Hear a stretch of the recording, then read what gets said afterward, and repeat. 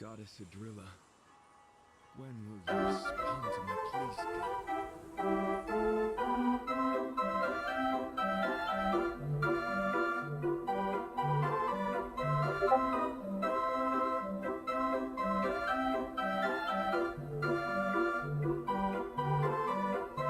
shall uphold the principles of knighthood to champion beauty and courage. I shall uphold the principles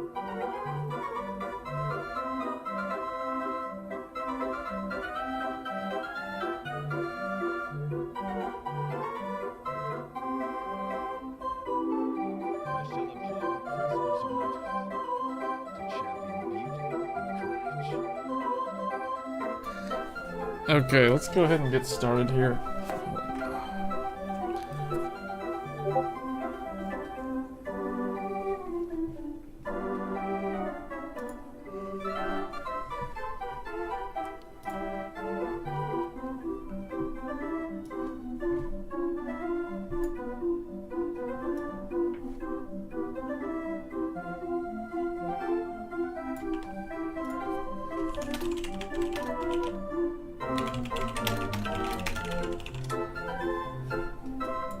Okay, let's hey EGM, hey RK. So I am really exhausted today. I don't feel hungry anymore. Today is the final day of, it's day 5 of 5 of the water fast. Speaking of water, I do need to drink some water. I feel a little bit dehydrated. And I think the main reason is because I ended up going to Micro Center and returning the Gigabyte Threadripper board to swapping it out for a different board. So this PC that you guys see down below me is now using the, what is this? The Asus Pro WS TRX 50 Sage Wi-Fi workstation motherboard. That's a mouthful. So this is now what is powering the Threadripper PC because Gigabyte was unable to resolve the issue with, well, they weren't able to give me a definitive answer on revision 1.2 or 1.1, and there was some other thing too with Thunderbolt, or not Thunderbolt, well, I mean, USB 4, aka Thunderbolt. I mean, no one wants to say it, but it's basically the same thing.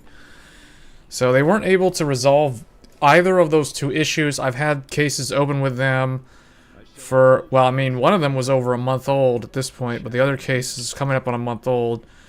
So, you know, I don't know. I just ended up returning the board. Thankfully, Micro Center was nice enough to do an exchange for the Asus board. So we are now using the Asus board, and the Asus board has sleep, so I can put my computer to sleep as expected. And I can add USB 4 to it, which is kind of annoying, but it's acceptable at this point. But it's, I don't know, like, it's not like the Asus board's perfect either.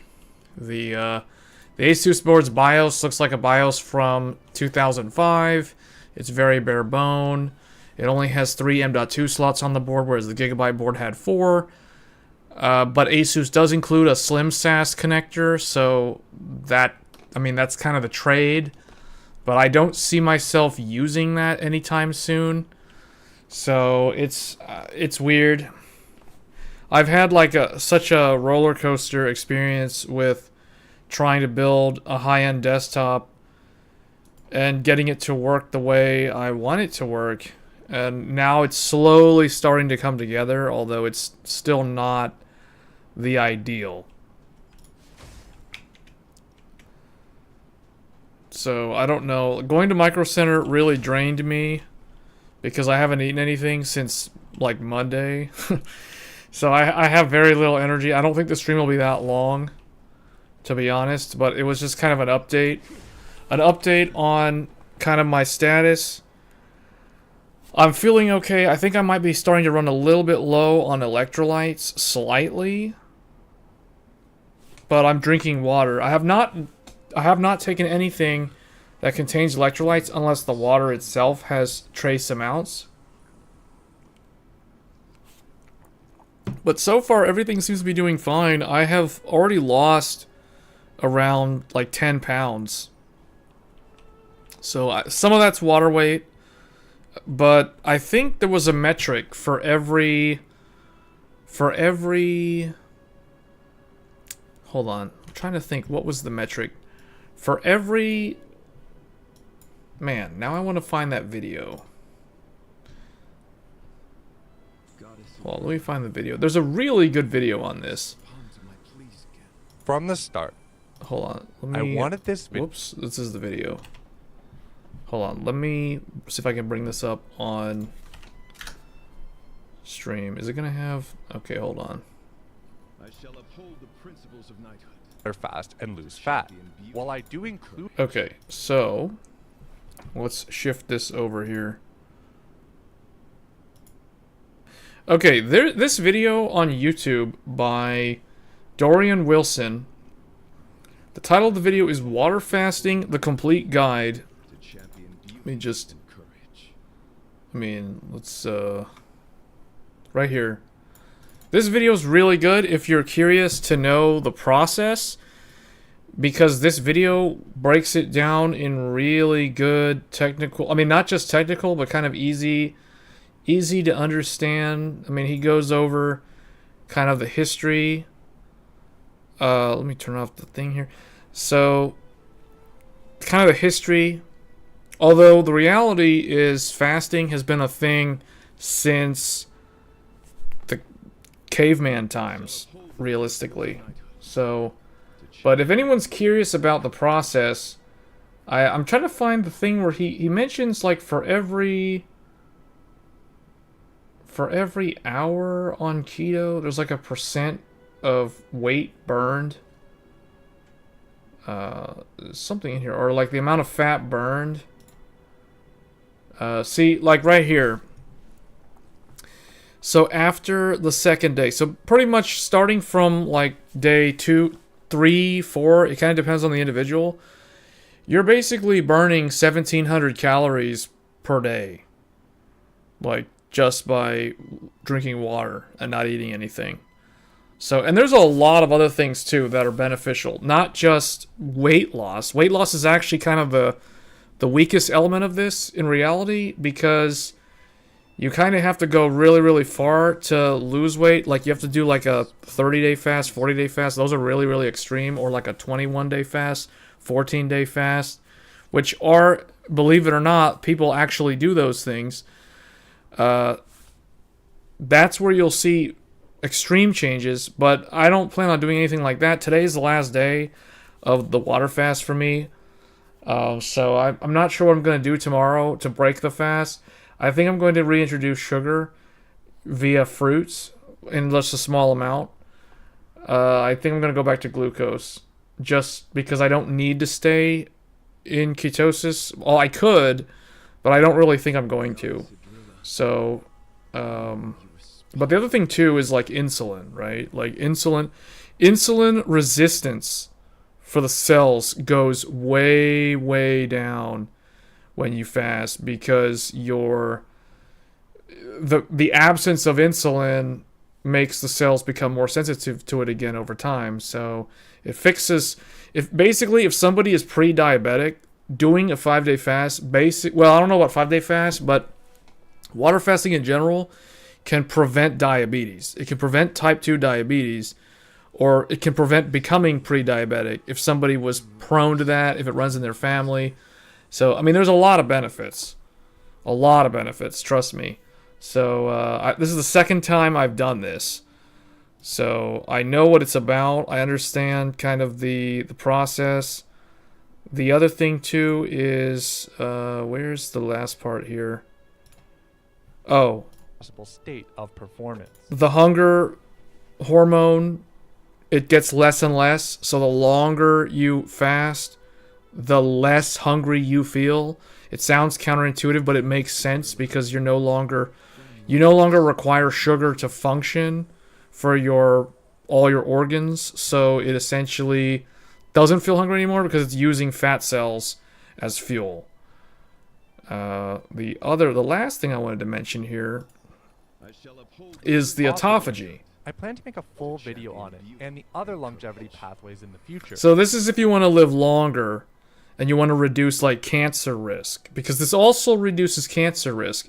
And this is one of the more the more kind of like the newest thing that's emerging from this research. Because here, let me just let this part of the video play out, because this part of the video explains it better than I can possibly hope to explain this. Key tasks.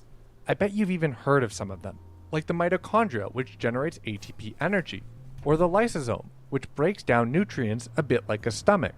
As cells age, these organelles become less efficient. Sometimes proteins misfold during replication, resulting in the accumulation of cellular clutter. The constant generation of energy can produce toxic byproducts, such as free radicals, which further damage the cell, and even its telomeres. These types of cellular breakdown. What you're witnessing here in this animation is how the aging process actually works. But sometimes something can go wrong and the cell can become corrupted, and that's what leads to cancer. Now, normally, that actually happens in everybody all the time. The thing is, the immune system is able to detect these rogue cells and basically kill them off before they ever turn into cancer, before it ever turns into something serious. But, you know, if somebody has a compromised immune system, or if somebody has an immune system that doesn't function optimally, for example, if there's a bunch of autoimmune disorders, or if there's, like, the immune system is overreactive, sometimes it can cause more harm, but it can sometimes let some of these senescent cells slip by or slip through the cracks, so to speak. And then they can become a problem. They can start turning into tumors in different parts of the body, and that can, that leads to cancer. So, what this is talking about, well, I'll just let the rest of it play out. Have been implicated by researchers in the pathology of a whole host of degenerative diseases. As it turns out, though, cells actually possess a way to gather up the damaged components within themselves, break them down, and recycle them. A recently discovered organelle called the autophagosome forms to surround these damaged elements of the cell. It then traps them and brings... So this happens very rapidly when you're in ketosis, when you're actually not eating, and you're consuming fat cells or ketone bodies for the brain. them to the lysosome, that stomach organelle, for recycling. The raw amino acids can then be used to synthesize new healthy organelles or even entire cells. I suppose you could even say reversing some of the effects of age on a cellular scale. Now it makes sense why autophagy comes from the Latin root, self-eating. But what does this have to do with fasting? Well, as it turns out, during the post-meal state, autophagy is significantly reduced.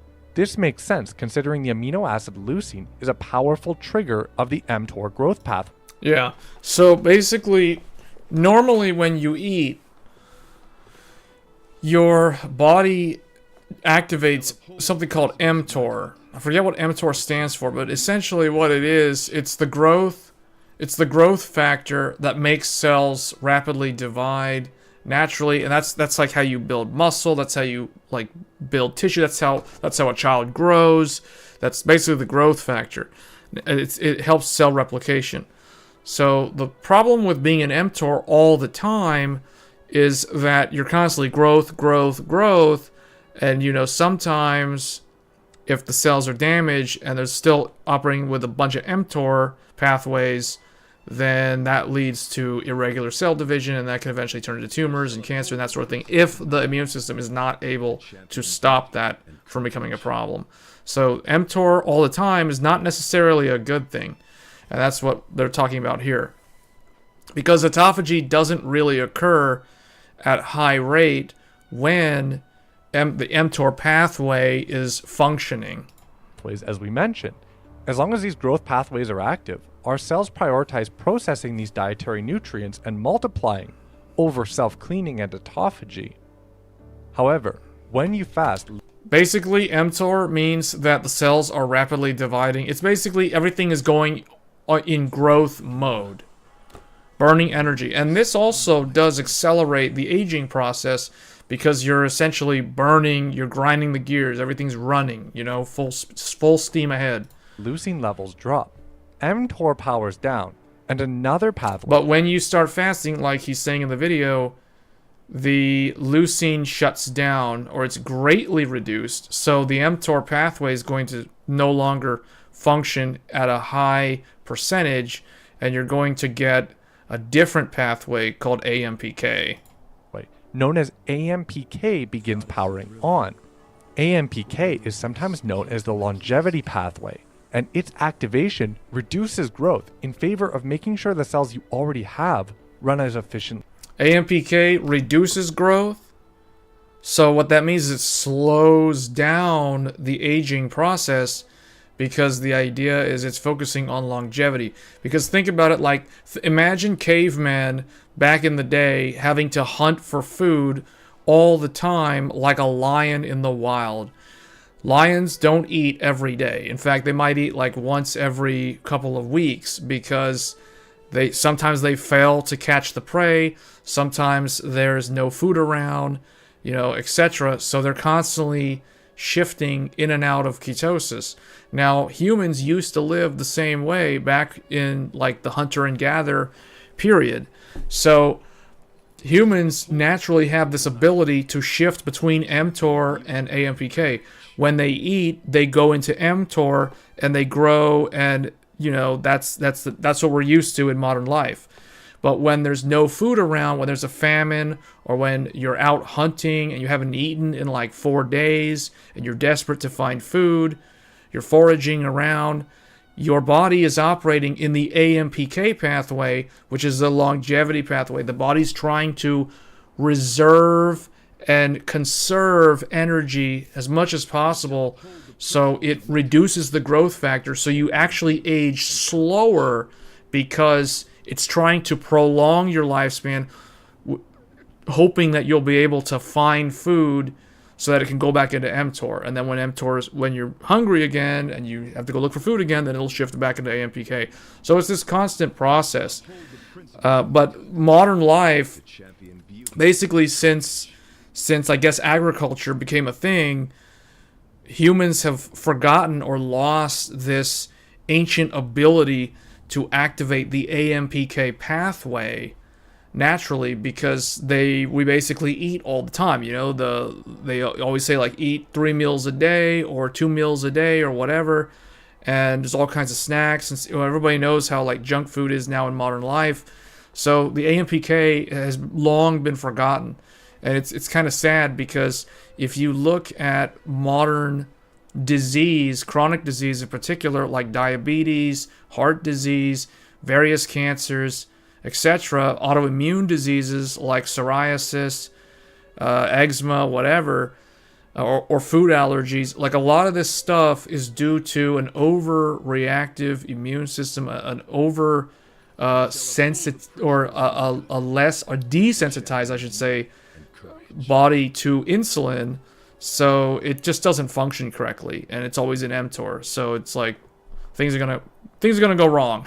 Let's put it that way. As possible. Instead of a focus on division, the focus turns to producing autophagosomes, which recycle damaged and waste proteins. So basically, when it's in AMPK, the cells start recycling, because think about it, it's trying to preserve the body from death, from starvation. So it's trying to like figure out how much mileage it can get out of the remaining resources that are internal. So that's why it's starting to use autophagy to recycle, break down these defective cells or these messed up, corrupted cells, and recycle their components into proteins. Studies in amino mice acids. have looked at the quantity of autophagosomes over a fast. After 24 hours, autophagosome count per liver cell more than doubled, with a similar effect in mouse brain cells as well. After 48 hours... So anyway, that's kind of one of the reasons why I was doing this myself. The first time I did this was 2019. This is the second time I'm doing a 5-day fast. If you guys are interested in doing it, definitely check out there's a lot of videos on YouTube about it. You can also read a whole bunch of articles. There's a lot of medical literature on the topic.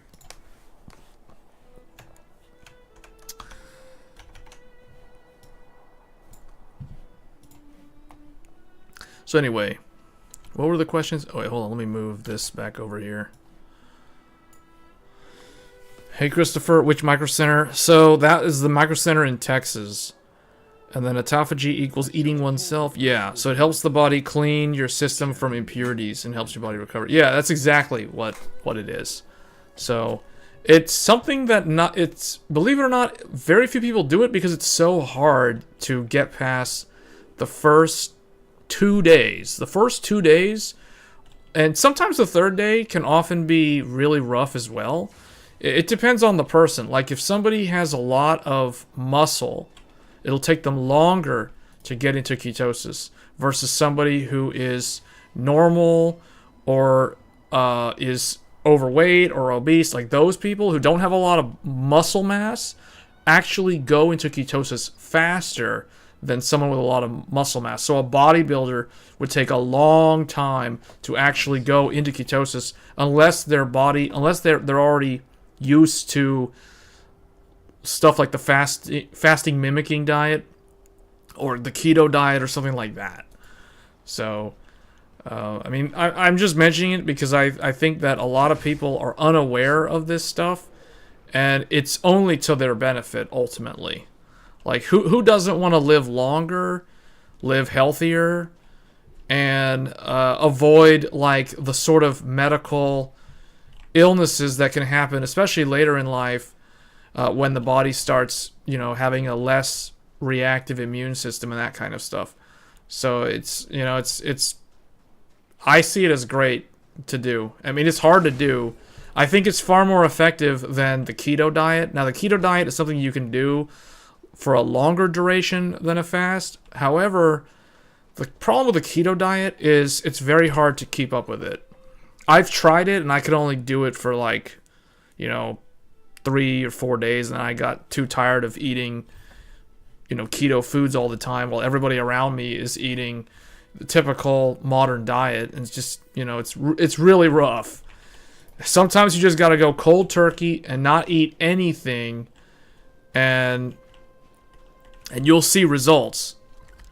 Because I don't think there's anything that can match purely doing nothing, like eating nothing except drinking water. I'm a strong believer in you don't introduce anything into the body except water, and it will fix itself. Because that's how the cavemen did it long ago, and somehow they did something correct in order to survive and get us to where we are today. So that's my philosophy on it. And it's like modern life, modern science has kind of forgotten some of these things due to, medical advances. But it's like you take 2 steps forward, but then 3 steps backwards. And you forget some of the things that existed from ancient times.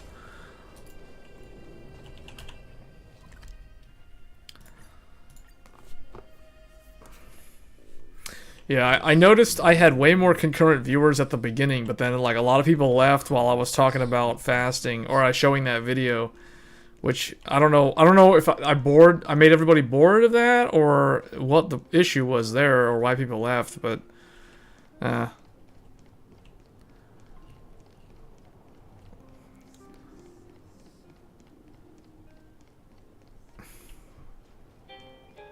just think it's something that more people should be aware of as an option for better health, just being healthier in general. And you don't need any drugs, you don't need any pills, supplements, nothing. You just don't eat anything and it works. It works.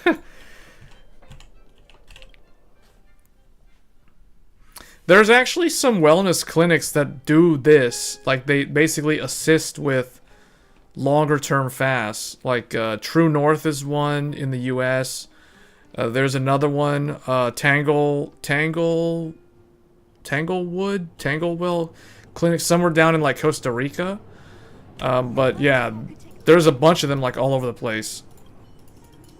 They basically just tell you guys what I just said, but I prefer to just do it at home because I understand the science and I know kind of what my limits are. So I don't need to go to a doctor and have them sign off on me doing a 5-day fast. Now, maybe if I had some kind of chronic condition, that would be different. But for the average person who doesn't have, who's fairly healthy, I don't really consider myself that healthy, hence why I'm doing this. Like, I don't really exercise regularly, which when I should, and I don't always stick to a good diet, so that's another reason why I'm relying on this as kind of a quick fix. Just like Hollywood actors when they have to lose a certain amount of weight for a specific role in a movie, you know, that kind of thing. So we'll test some other games here. For those that are wondering like what I'm going to play on here besides just this, I'm just doing my dailies right now, and I'll figure out. I was thinking maybe Jedi Survivor, or trying to render something on Intel, like use the Intel GPU. So you guys can see here, just to kind of show what we're working with. This is the Threadripper system with a AMD Radeon RX 7900 XTX. Up at the top, you can see the white light from the GPU up there that's arcing. And then down at the very bottom, we have an Intel Arc A770. And then in the middle, between the two of them, I have an AverMedia Live Gamer 4K capture card. So that is used if I wanted to capture footage from an external device, like a game console, like a PlayStation 5, for example. That's typically what I use it with. But I could use it with another PC if I wanted to record, for example, if I wanted to do a capture of a BIOS interface from a different computer. I could use the AverMedia capture card to capture the BIOS screen while in the BIOS on the other computer. So it comes in very handy. And the fact that it captures at 4K 60 or up to 4K 60 while also supporting HDR capture is pretty nice. So I highly recommend it if somebody is serious about getting into streaming, on like game streaming, like Twitch or Kick, and they want to be able to capture any game on release day, and that includes specifically games that are console exclusive or timed exclusives. That way you can be streaming a PlayStation 5 game the professional way via a capture card rather than like trying to stream it from, you know, the in-game stream app in the console, which no one really uses if they're a real serious streamer.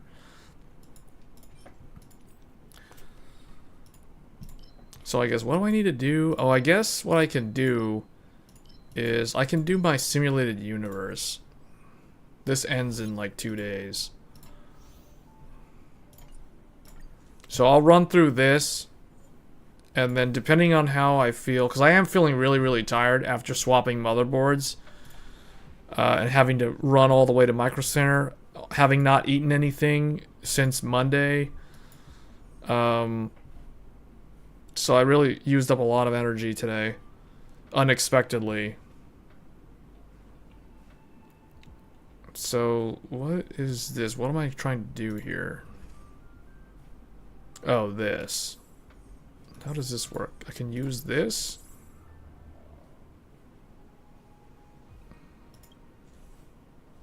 Is this like a permanent thing in the game?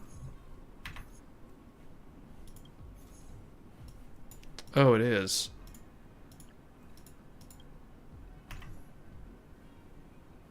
I think I'm just going to do the regular one because I don't understand how to do that. I'm just going to do the easy one, so it doesn't take forever.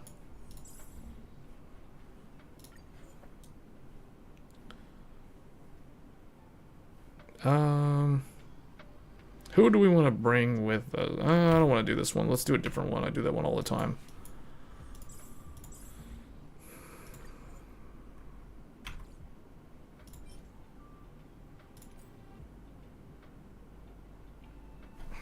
Actually,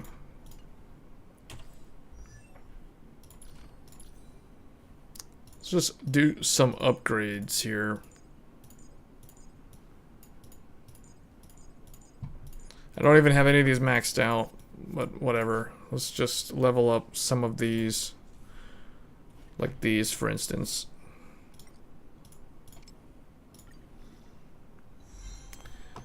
We can't see your screen because of camera view. Oh, man. Thanks for mentioning that. Whoops. I forgot to lower that. Thanks for mentioning that. Otherwise, I would have just kept on going.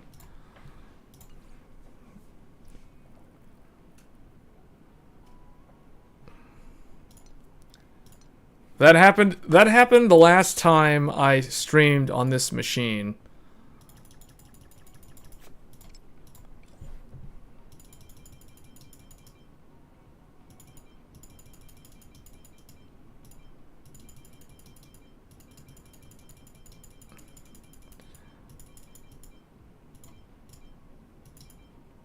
This is not enough, so we have to do that and then remove these.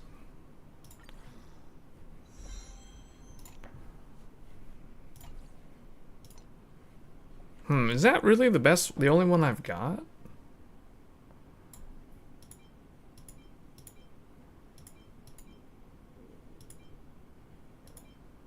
I guess this one.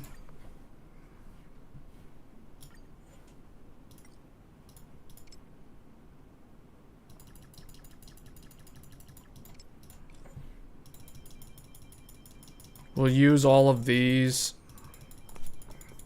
Actually, what I should be doing, instead of using up this stuff,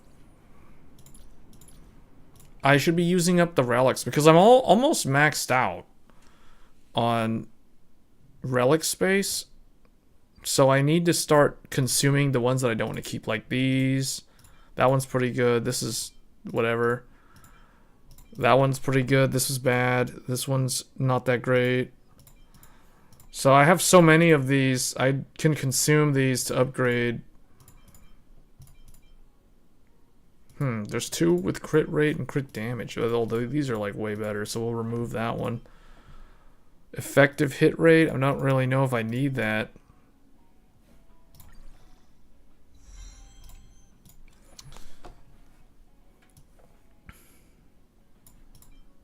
Yeah, but if anybody has any questions on like a specific build or whatever, I mean, I can go off on a tangent. I mean, I usually do that. That's kind of the thing that I always do on these streams.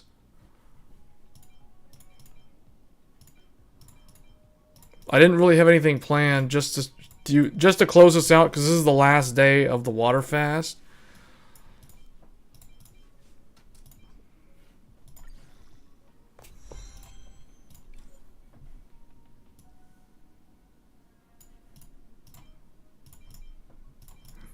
Most of these 4-star ones can be consumed to upgrade existing ones.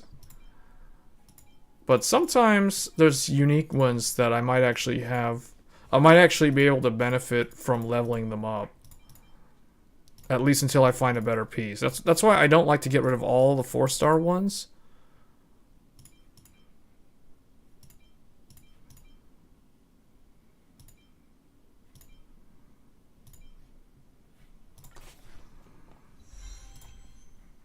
I need to level this thing up to plus 12.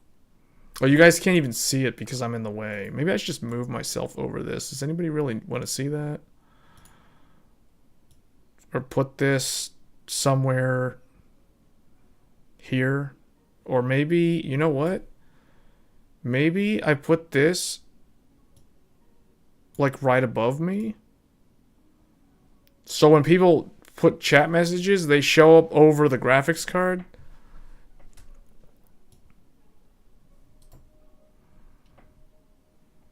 That way the UI of the game shows up better.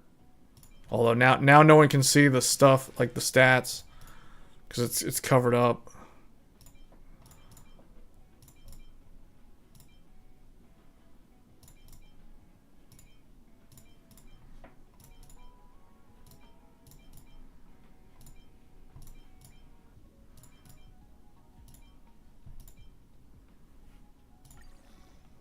Alright, I need to level up one more time.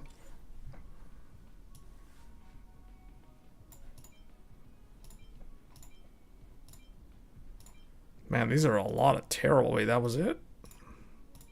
There we go. Plus 1. Alright, that's plus 12. So that's as far as I take these. Oh, this needs to be leveled up. Although there might be a better one. Main stat, ice damage.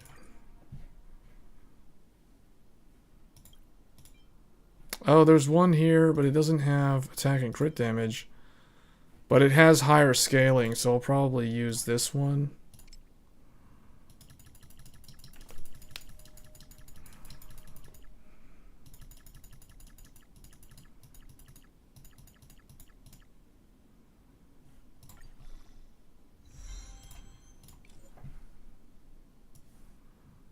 Oh, this one I'm going to end up wasting one. By a small amount. Okay. And then this, that's already plus 12. Okay, so that's good. Now, let's see, what else? Oh, this guy could actually use some massive upgrades. My tank is still using 4-star equipment instead of 5-star equipment.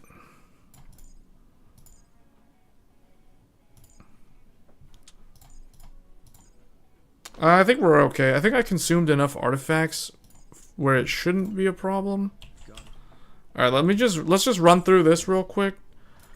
Who's the recommended for this? Oh, physical damage. Let's try the new guy. And then lightning is good against him.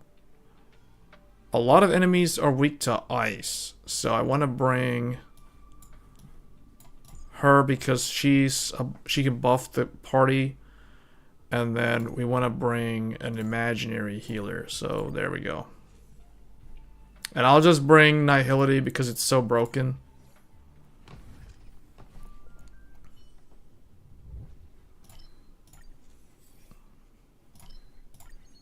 So always try to get the Nihility ones. Get whatever one the path is.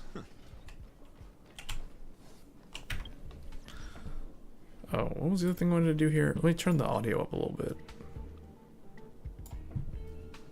Because I don't think it's that loud. I mean, you guys tell me if the game audio is too loud, I can turn it down.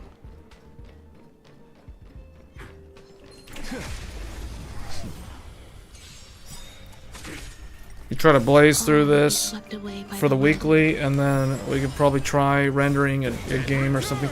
I could also play more Halo. I think the Halo stream was pretty successful. Time to say bye. Boom. But this game is using, it's automated. It's fully automated. I'm not doing anything right now. So we can easily discuss any hardware topics. In a way, this type of game is actually very easy if you're like on a fast because you don't have to think too much.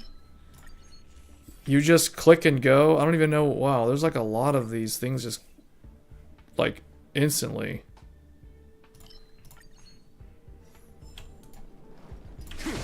I don't even know how I got so many of those.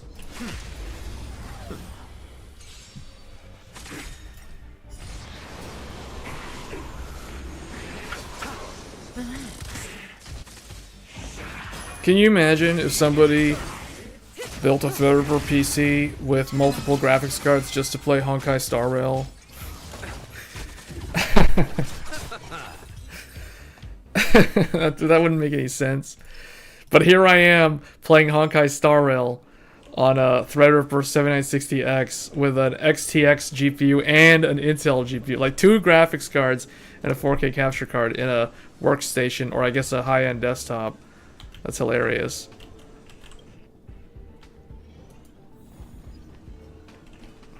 Is there anything? Oh, there's something there.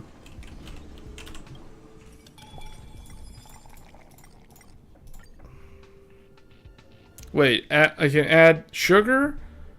Oh, I guess because this is out of the way, let me move this back. Whoops, let me move this one. Add sugar or add toothpaste? Well, because I am fasting, I'm not supposed to consume any sugar.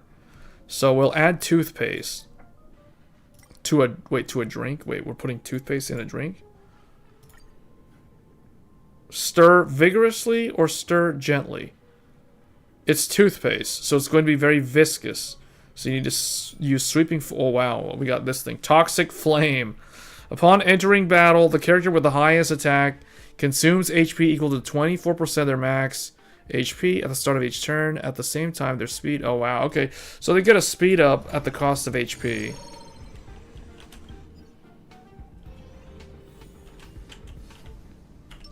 Sound bringers. Let's wait and see.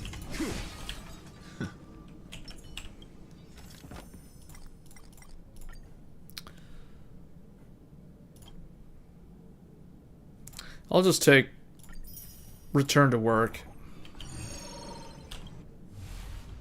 Okay, here's a domain elite. Don't look happy to see us. So we're gonna run up to him. We're just gonna stab him in the back. Does that hurt? Repay. Existence is unity. All will be swept away by the wind. The dead return. Oh, for those that are curious, so how am I using the second GPU right now? Technically, I could use a single GPU to do all of this, Time to say bye. but I am testing the Intel Arc A770's AV1 encoder. So we are currently we're rendering the game, and my monitors are connected to the AMD 7900 XTX, but I'm using the Intel GPU for its AV1 encoder. Now, the AMD card also has an AV1 encoder. I typically stream using the AMD card, but I want to test the Intel one to see if there's a difference in the image, and so far they look exactly the same. Assuming the same bitrate, same settings, etc.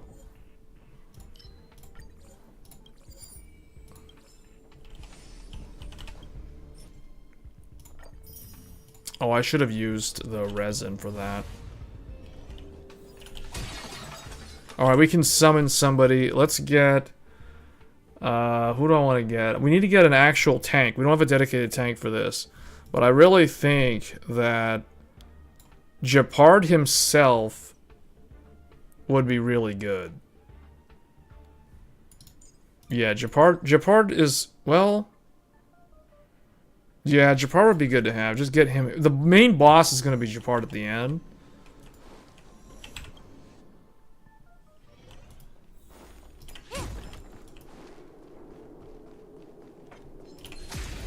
I don't know if I have to fight every enemy, although I am doing this on the highest difficulty level, so if I don't get all the buffs from killing all the random mobs, I'll be a little bit underpowered for the boss fight.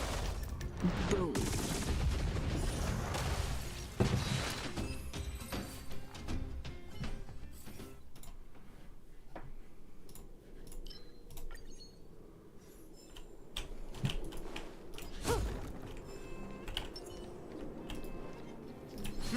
Wait, there's a trotter.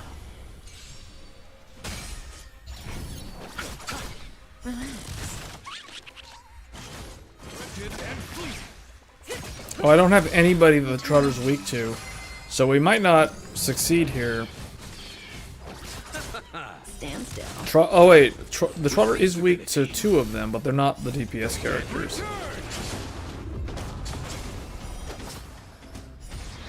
You know what we could do after this, if anybody has any questions about a specific motherboard, I can do an analysis on all of any of the motherboards really. It doesn't matter which one, you just let me know and we can go into those if you want to do a deep dive.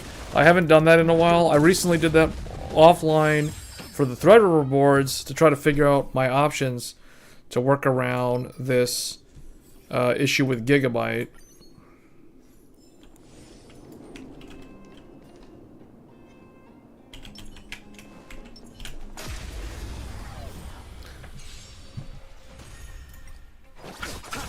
Stand still. One thing that doesn't make any sense is Intel does not seem to follow the bitrate rule that I have set in OBS. Like, I see it shooting all the way up to like 41,000 kilobits. It'll spike to 41,000 kilobits and then it'll come back down. That's bizarre. It's not a steady number the way it is on AMD or Nvidia.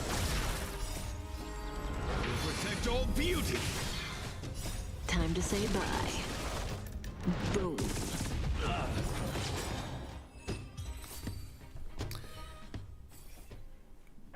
Is anybody here excited for Dragon's Dogma 2?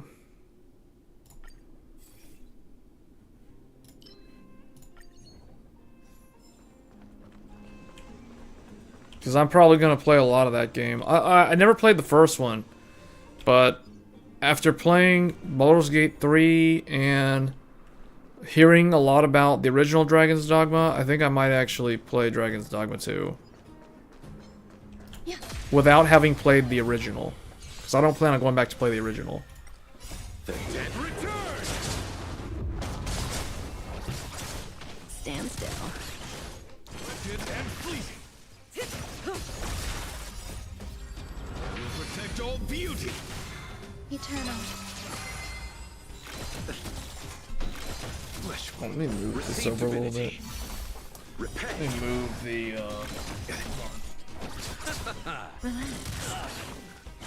Does that look better? If it's moved more...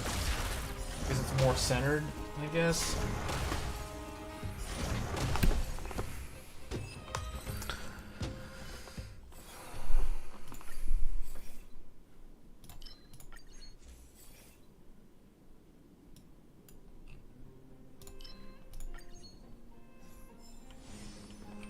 Alright, on to the elite. I wonder what that is. Let's wait and see. Does that hurt? 336. Oh, you guys can't see the damage numbers. Will be swept away Alright, I by guess I'm the gonna move this, like, over here. Let's try it over there for a little while. Oh, but then those things don't show up. Protect all beauty. You know what? I guess I'm gonna have to put it there and remove this. So put this behind Boom. the, yeah, put that behind there. There, okay. It's a little bit taller than me, so I'll move it down. There. I don't know, I just wanted to show that using the other camera, because I have a really old camera. So I'm just gonna put the camera on the computer to emphasize what we're actually using.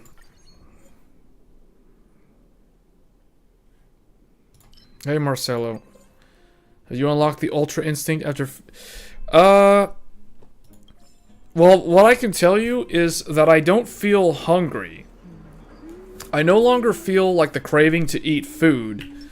And I also have, like, I noticed my sense of smell is a lot more clear. I don't have a lot of congestion, although there's still a little bit, but I think I was, like, going to get a cold. I was going to get sick prior to the fast, but going into the fast made the body basically, like, saying, hold up, no, I can't get sick because, you know, I'm not going to eat anything. And what I've found, and there's research that supports this, is when you fast, when your body is consuming fat cells as energy, it's harder for you to get sick because the body's like, I ain't got time for that. like seriously, I'm not joking. This is actually real. There's a lot of science to back this up. There's a lot of medical research on this, because the body, kind of the what do they call it? The I want to say wall, but it's like the pH in the body changes to the point where viruses and bacteria find it harder to exist. It becomes like a more hostile environment for viruses and bacteria because the pH in the body shifts alongside when it goes into ketosis. So the viruses and the bacteria, they don't really thrive. It's like harder for them.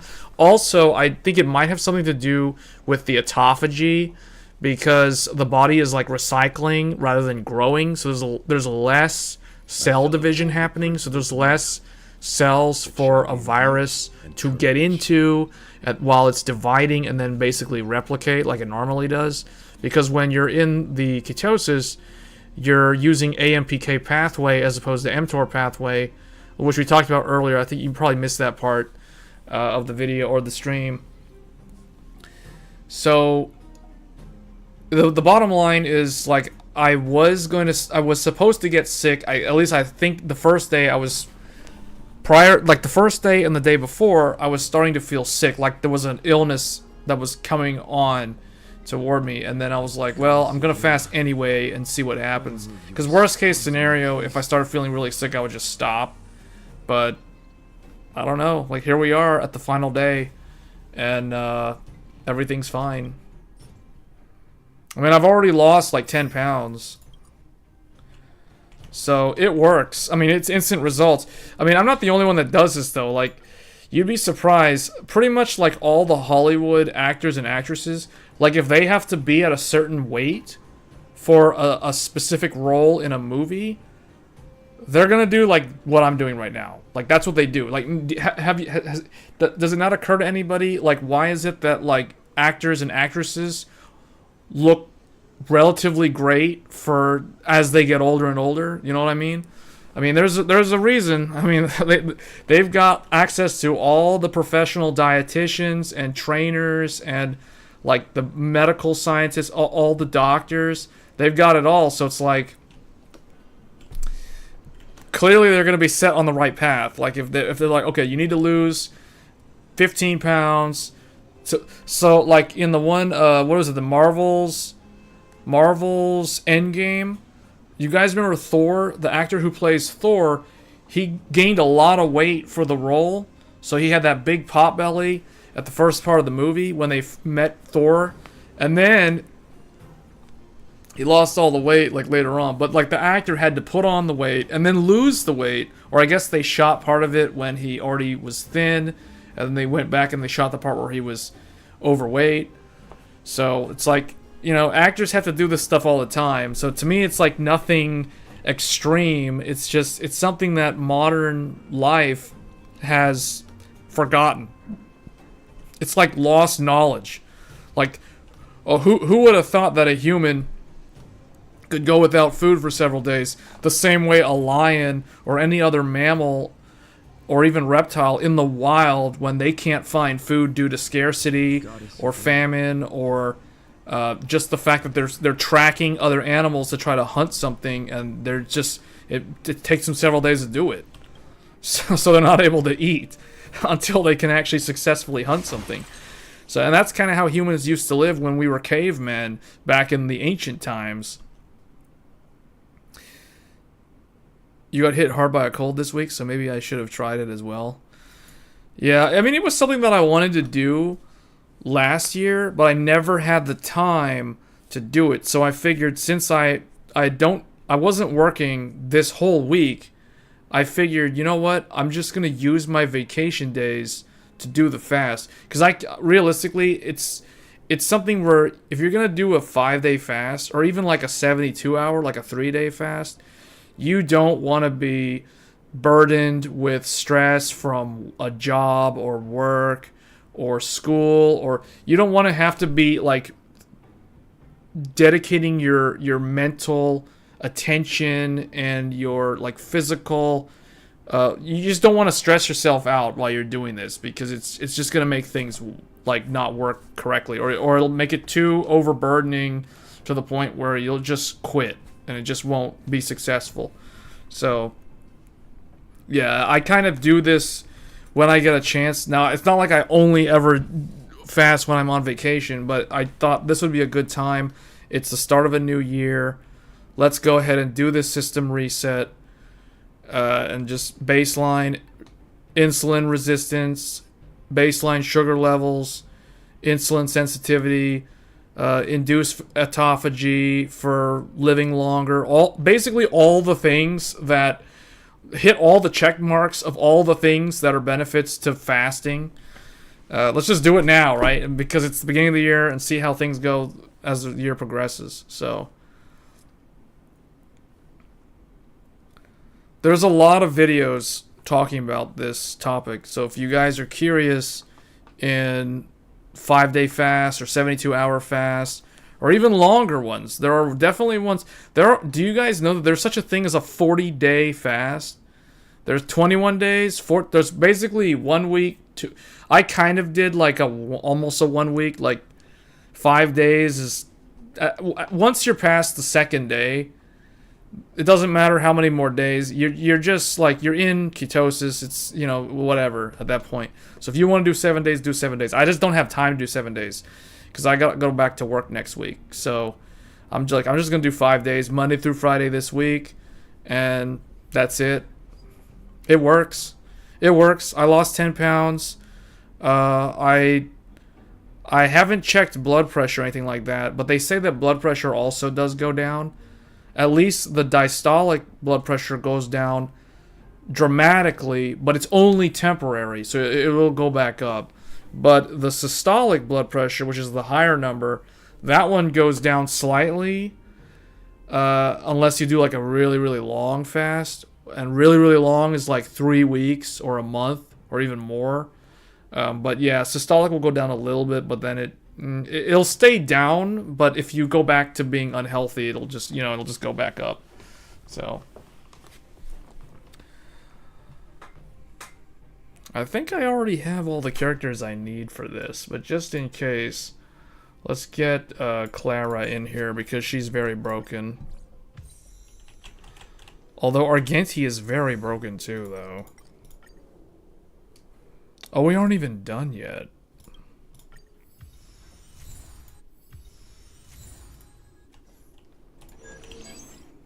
This game is actually a really easy game to just play if you don't really want to think too much.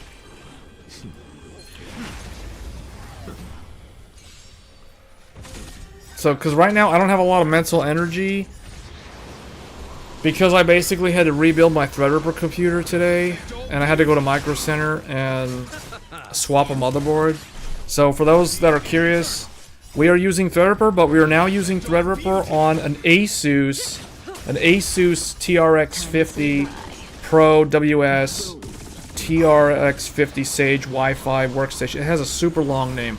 I replaced Gigabyte with Asus because Gigabyte, I had like 2 support tickets open with them, and they were unable to resolve either one. The first one was that the computer cannot go to sleep. It can only hibernate, or it can just shut down.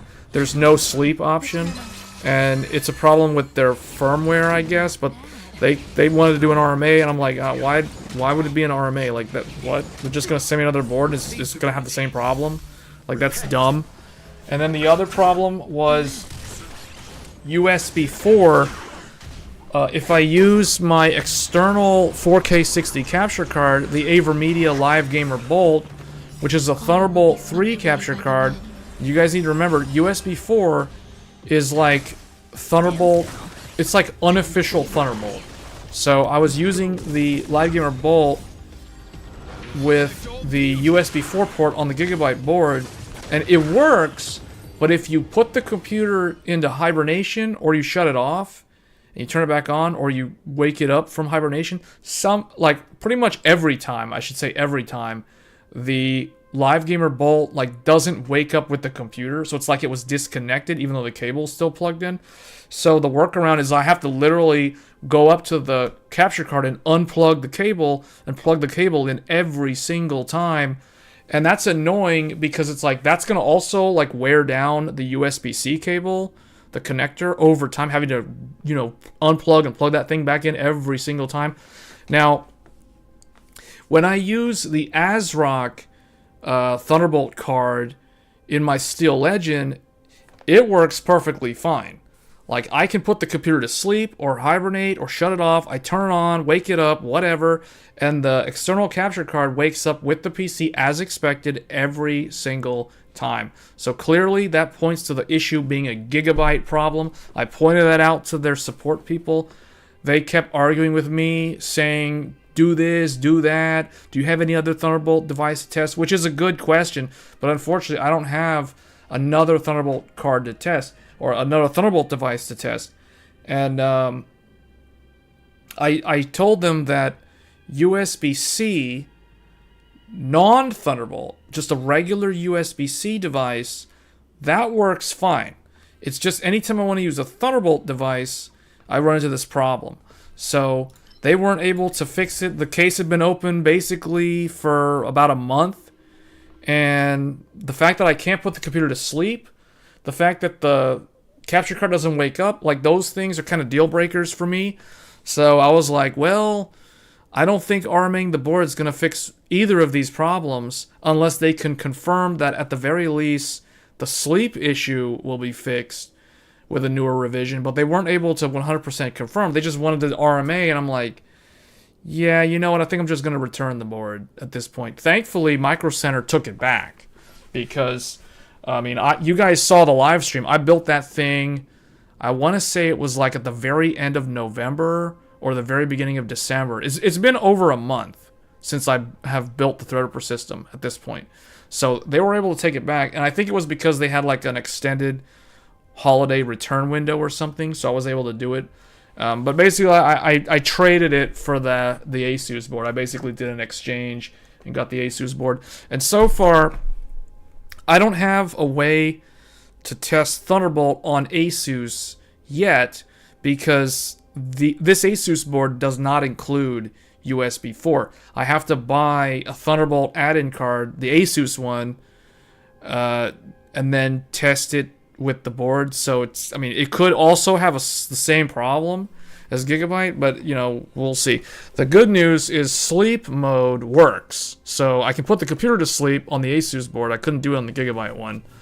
So the only other option was ASRock, but the problem with ASRock I know would have fixed every single one of my problems because I already know ASRock, their implementation of USB 4/Thunderbolt works correctly. And I looked up their manual for their Threadripper board, and they specifically include a toggle for S3 suspended RAM, aka sleep mode in Windows. So I know that the ASRock board would have solved all my issues, but Micro Center did not have the ASRock board. I didn't want to order one off of Newegg and then try to go and do a direct return because I think Micro Center was a little bit more lenient with me because I was asking to do an exchange rather than just get my money back. So that might have had something to do with it. But the point is, the thing I don't like about the ASRock board is it only has 2 M.2 slots on the board. In addition to that, it has 2 Slim SAS and 1 MCIO, which I'll personally never use those things. So I'd rather have more M.2 on the board. And Asus has 3. Gigabyte had 4. So now I only have 3 M.2 slots on the board. I'd have to get like a add-in card if I wanted more NVMe. So that's kind of a bummer. But Gigabyte or Asus has a bunch of PCIe slots, so I could technically do something about it later on. Although it still kind of depends on what I'm actually using in the motherboard, because as you guys can see right here, and I'll make sure to shrink this down again, so you guys can see right now we have the Asus board. You can see the giant Noctua cooler up there in the top, and then you have the AMD Radeon 7900 XTX with the white, that arcing LED light at the top there in the middle. And then underneath it, you have an AverMedia Live Gamer 4K PCIe capture card. And at the very bottom, we have the Intel Arc A770. Because Asus has an X16 Gen 4 slot at the very bottom, which is very convenient, surprisingly. Although my Intel GPU is crushing the front panel header cables, the fan header that's down there, and because it was like that, I didn't even bother to plug in the front panel audio, because the Arc GPU is just, it's a double slot, so it's like almost right up against the power supply shroud. So I might actually remove part of the shroud to get better airflow to the Intel GPU. All these boards, no, they're not the same price. So the Gigabyte board is the cheapest one. The ASRock one is $100 more, and then the Asus one is another like $200 more. So the Asus one, the one I have now, is the most expensive one. And originally I was going to avoid this one because it's the most expensive one, but I couldn't figure out, Gigabyte was unable to help me solve those problems. So I was like, you know what? I'm desperate now, so let's see if Asus can fix the issue. Worst case, Asus has the same problem as Gigabyte, although, knock on wood, I hope that doesn't actually be the case. But at least I can put the computer to sleep now. It wasn't able to do that before. Because the thing about sleep mode, here's the thing, like not everybody uses sleep. But if you put the computer to sleep, you come back to the computer the next day, you press any button on the keyboard, the computer wakes up instantly, all your applications are ready to go, all the monitors are on, everything's ready. You don't have to wait for it to start up from cold or wake up from hibernate. No, it's ready and ready to go like that. You forgot to I forgot to shrink it again. That's the second time that happened on this stream. It happened on the other stream, and you pointed it out when I was playing Halo. You weren't here earlier, but someone else pointed out that I left the thing full screen again. Yeah. Wow. Okay, so I think this is we're going into the boss fight. So I think, who do I want to bring here? I think the only change I need to make is I need to bring the tank. So I don't really need any of these people. They're all, I guess just put him in here, just because we need to put somebody in there.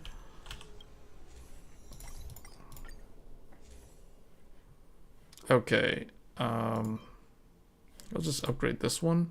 Or wait, I can upgrade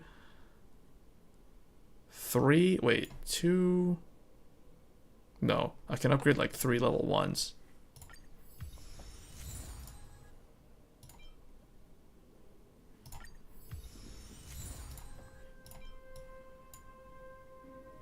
Just upgrade these. Okay, this is the boss fight. So now, we're gonna need to change one thing. I need to remove her, put Japard in, because he's a tank. I need a dedicated tank for this fight. So we'll go like this. So we have Japard for defense. We have a healer. And then we have 2 DPS. You can daze him and then do that.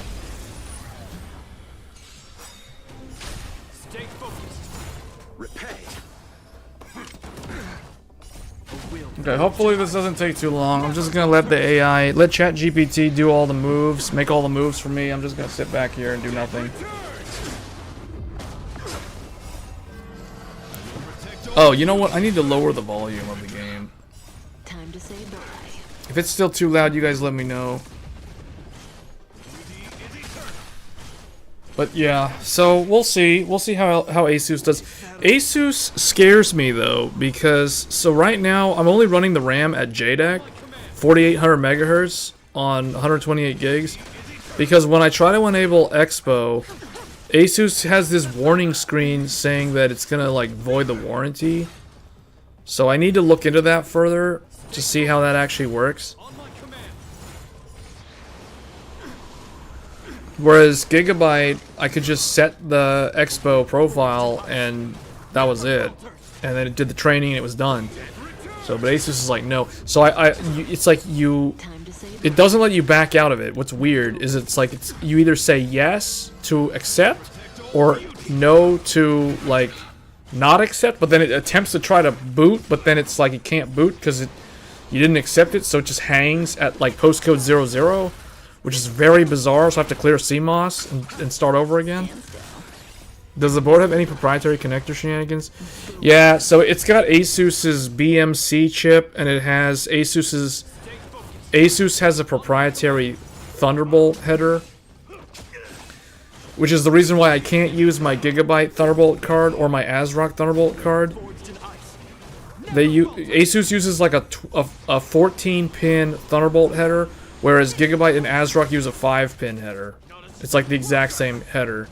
So I don't know why Asus does it. But I'm hoping that because Asus uses a 14-pin for all of their motherboards, my hope is that their Thunderbolt implementation, or their USB 4 implementation, will work as expected, similar to ASRock. So I've got my fingers crossed that it'll actually work this time, but other than that, I think it's... The other thing, too, is ASUS.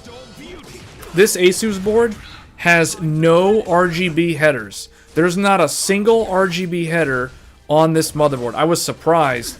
The other thing that annoys me, I don't really care about the RGB too much, but this is really annoying. So I can't use my case speaker. You guys can see it right here. This is the case speaker. I had this in the Gigabyte board. ASUS has nowhere on their motherboard that I was able to find to plug in a speaker, so I can't listen for the beeps. Like when it's memory training and it's gonna post, I can't listen for the beep. The only way to know is it'll just randomly just do its thing and you'll get into Windows, or you have to stare at the little debug thing or the little lights that say DRAM or post or VGA or CPU. So that's bizarre. I can't believe that this motherboard, as much as it costs, doesn't have anywhere to plug in a case speaker. That is almost unforgivable.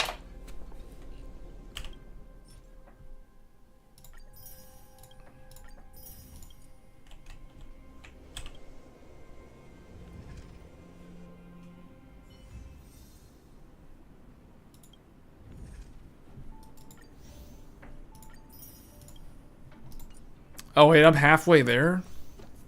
I gotta do one more run to get the rest of these rewards. Do I even have enough stamina to do another run?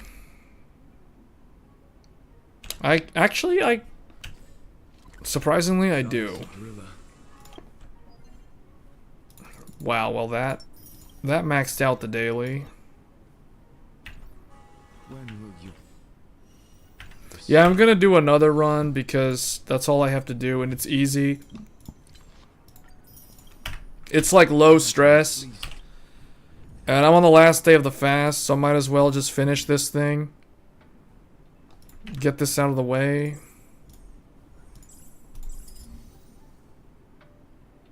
Wait, what is this? Oh wait, I've done this one. Oh, this fight? Do I need any of this stuff?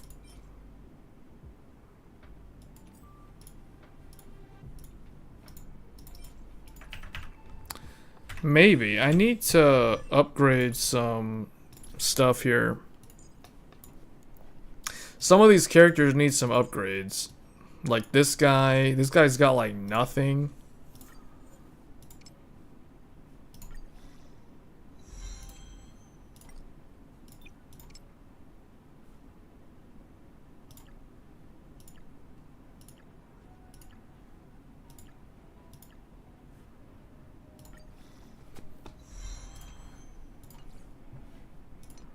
His sunglasses.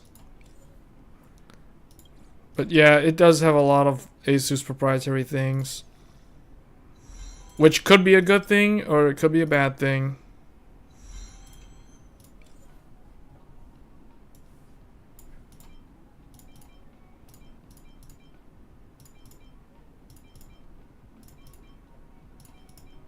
Man, some of these are really good. That one is also okay, but there could be a better one.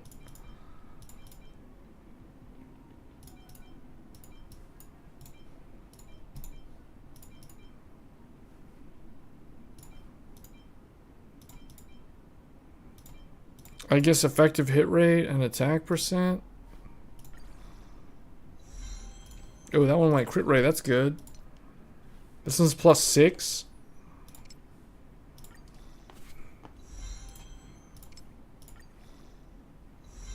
I don't know, I'm just gonna go lazy mode and just like have it just eat these randomly, even though some of these could be really good. Speed boots, but they're like level 4.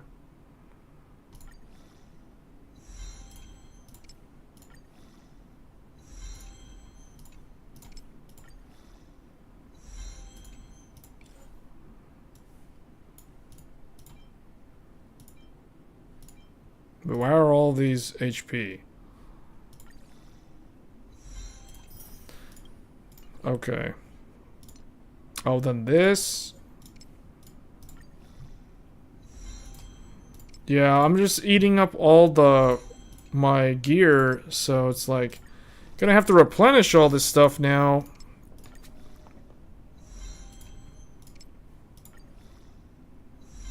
What I should have done is I should have been locking some of those 4 stars. But I'm too lazy to go through them one by one. Even though I was doing it earlier.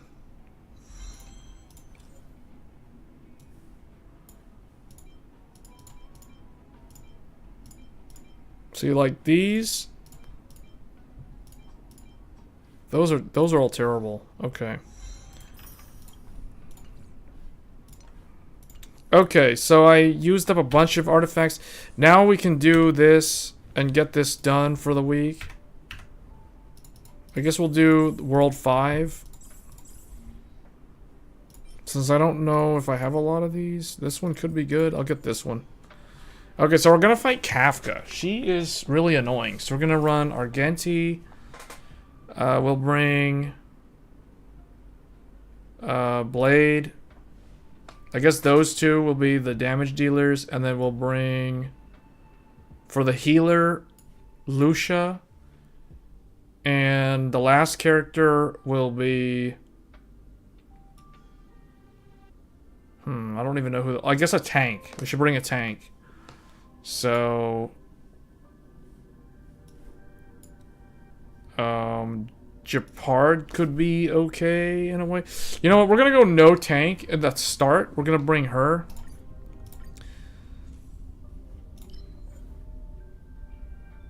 Actually, hold on a second. I think the best one for this is Remembrance. Because this one, I think this one freezes them. Yeah, Remembrance freezes them.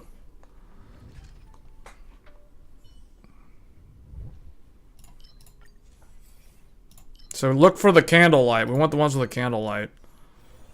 Pain and suffering.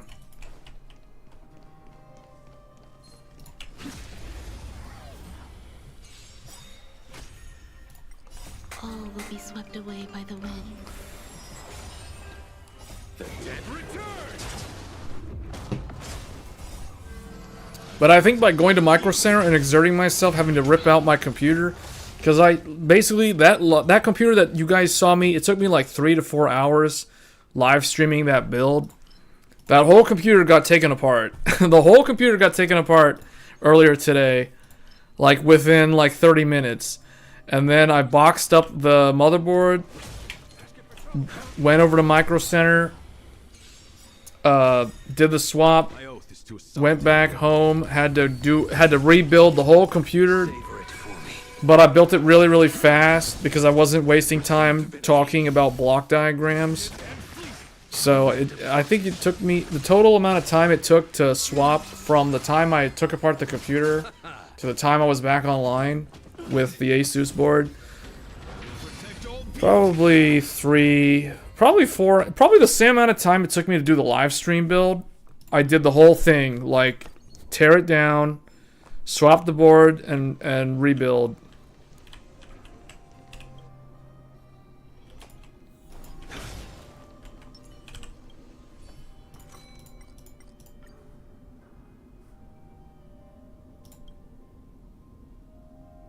What is this? Oh. I guess that's useful? Don't actually know.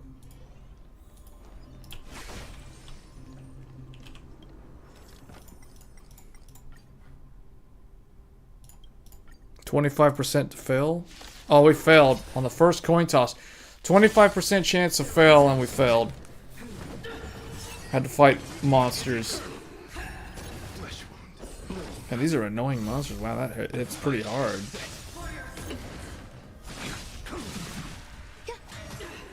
receive divinity. Repay. Man, Lucia's a healer and he's so tanky. He got hit with that hammer, but he didn't take that much damage.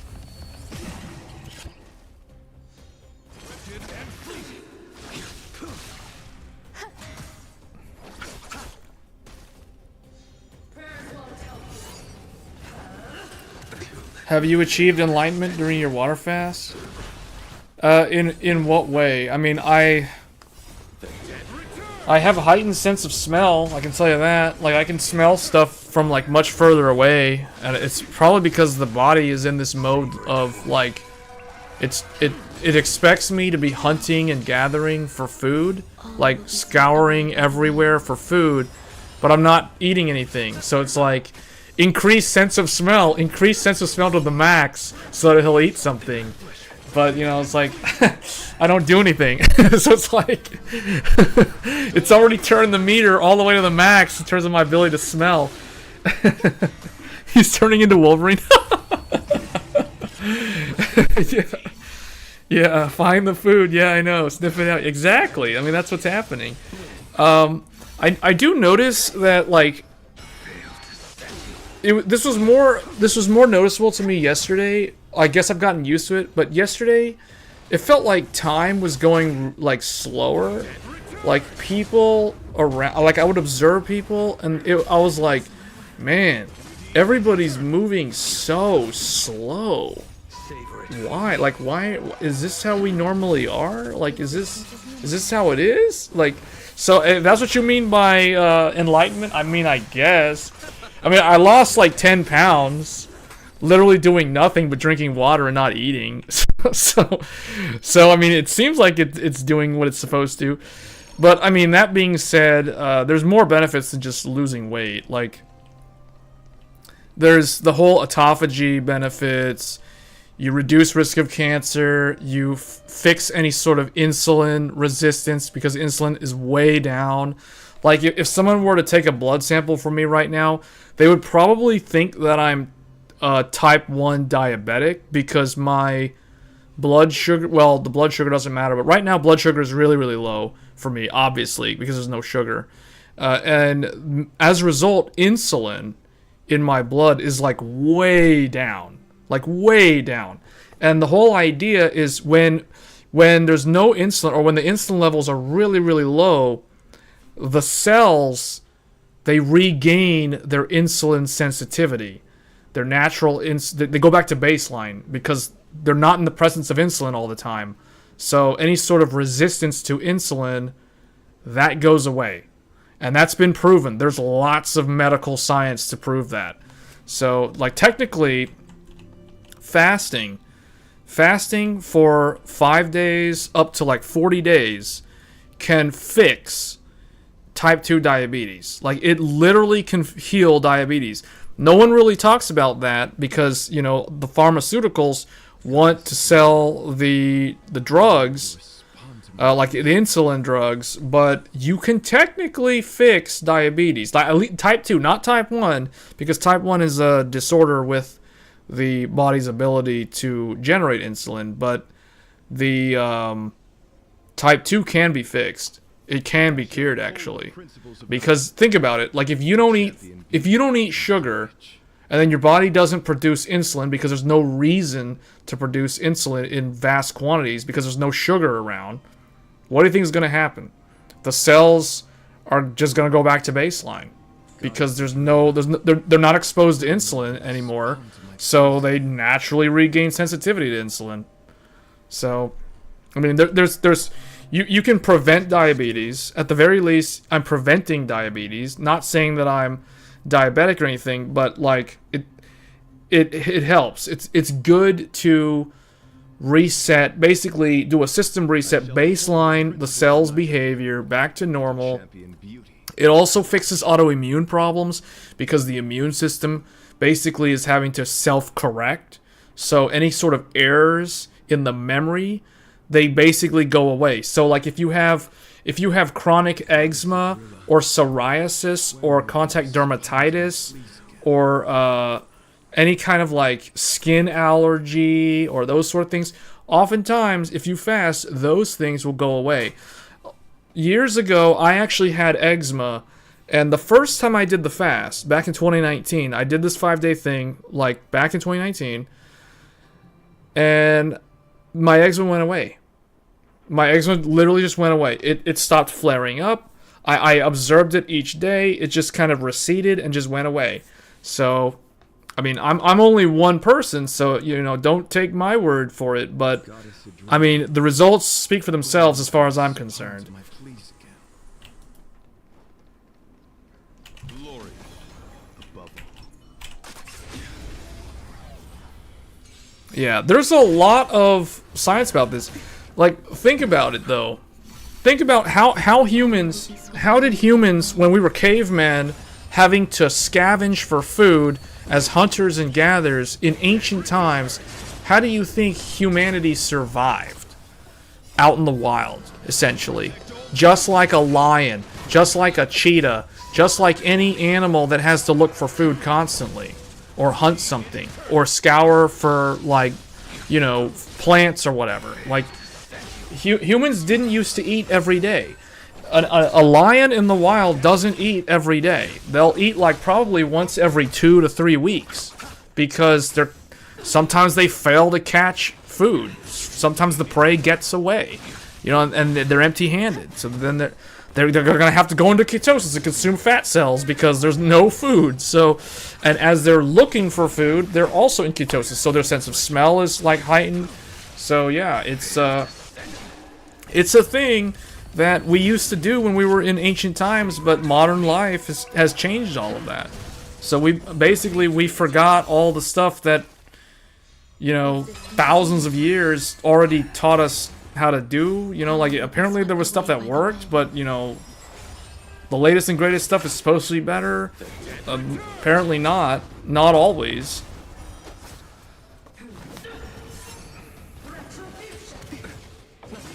Like, I haven't eaten since Monday, and I don't feel excessively hungry. I don't feel... Like, on the first 2 days, I was low energy because my body was craving sugar, and there was no sugar. So it was shifting over into ketosis, because it basically has to take amino acids and stuff that's in my muscles and convert that into glucose, which is what it usually uses sugar as energy. So the first 2 days, I was actually losing a little bit of muscle, and that's why you feel cravings for food. That's why you feel low energy. That's why you basically feel terrible the first 48 hours. And this can be up to 72 hours depending on the person. And it's because your body is using your muscles, which is not ideal, as food, as energy. You're basically feasting on your own muscles for the first couple of days. But once it realizes that this is not sustainable, the liver is like, hold on, guys. The liver is like, hold up, time out, everybody time out. We can't keep eating the muscles because we're going to die. So it's like, give me some of that adipose tissue stuff over there. Give me some of that visceral fat. Give me some of that, that subcutaneous fat over there in that thigh or in that waistline. Give me some of that fat, and I'll cook up something. I'll cook up some food. Basically, it creates ketones, and the body starts feasting off of fat cells. So, water fasting to make your body better and stronger. Soon he'll be so strong he'll transform into a Saiyan. Oh no. Oh no. Dragon Ball Z. Oh no. Oh wait, I'm picking the wrong things. I forgot to be picking. I should be picking the ones with the candle lights. Yeah, I do have a sense of not like Super Saiyan. The thing about the comment about the Wolverine, like I'm turning into Wolverine, that is actually, I didn't think about that until that comment was mentioned, because I do smell stuff from much further away, which is very interesting, cuz like I never noticed that until like the second or third day. Like on day 3 for sure, I could smell stuff like that was almost like outside without even being outside. Like, it was kind of weird. And then like if I would go outside to get like check the mailbox or whatever, man, like I smelled all kinds of weird stuff from outside. I was like, whoa, what is all this? Like, it was weird. It was kind of like a sensory overload when I went outside to go get the mail, like on day 3. And then I kind of got used to it, but it's It's definitely an experience. Like, I really recommend that people should at least look up, like, do research on this, because there's a lot of research that says good things about fasting, at least a couple of times, at the very least, to reduce cancer risk, reduce diabetes risk, etc. Like, I mean, there's so many good things. It's like, I can't keep harping on it enough. Alright, I guess we're gonna summon this guy for this one. Just get a tank.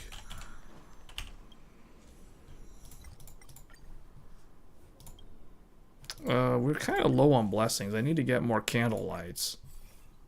And they're not giving me them. I guess we'll take this one. Yeah, I knew, like, if I can get to the 5th day, or at least the 4th day, I will feel better.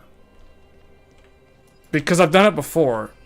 That's the main reason why. Because the first time I did this, back in 2019, I didn't know how long it would take. I had a general idea, but I kept almost doubting that it was going to work until it finally did. And then I knew, okay, yeah, this actually works. So I was a little bit skeptical in the beginning, the first time I did this, but now, after experiencing it successfully the first time, now I know what to expect, so it's kind of like it's second nature now. I feel like either the first... Yes, it's definitely... Technically, even the 3rd day can be hard. Like, it depends on the person. So, if someone's a bodybuilder... So, basically, the more muscle you have, the longer it takes to get to ketosis. And it sounds weird to say that, but it makes sense. Because, think of a bodybuilder. If someone has a lot of muscle on them, if they work out a lot and they just do a lot of strength, endurance training... Or resistance training, and they have like larger muscles than average, and then they try to do a fast, their body will sit there and consume their muscle tissue longer than the average person, or someone who has like below average muscle, or like if your fat ratio is higher and your muscle ratio is lower, you actually go into ketosis faster if you don't have a lot of muscle, because the body figures out, hey, I can't keep eating the muscles.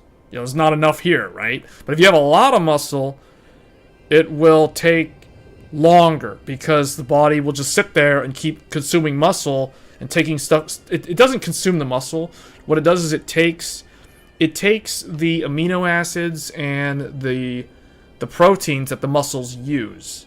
So it basically steals the food from it steals what the muscles would use as energy. And that's why you feel so bad, because your muscles have no energy. Your body has no energy. There's no sugar.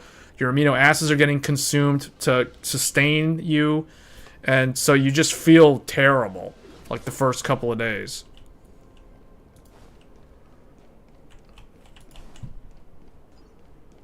The good news is that any sort of muscle mass that you lose, you quickly regain after you break the fast.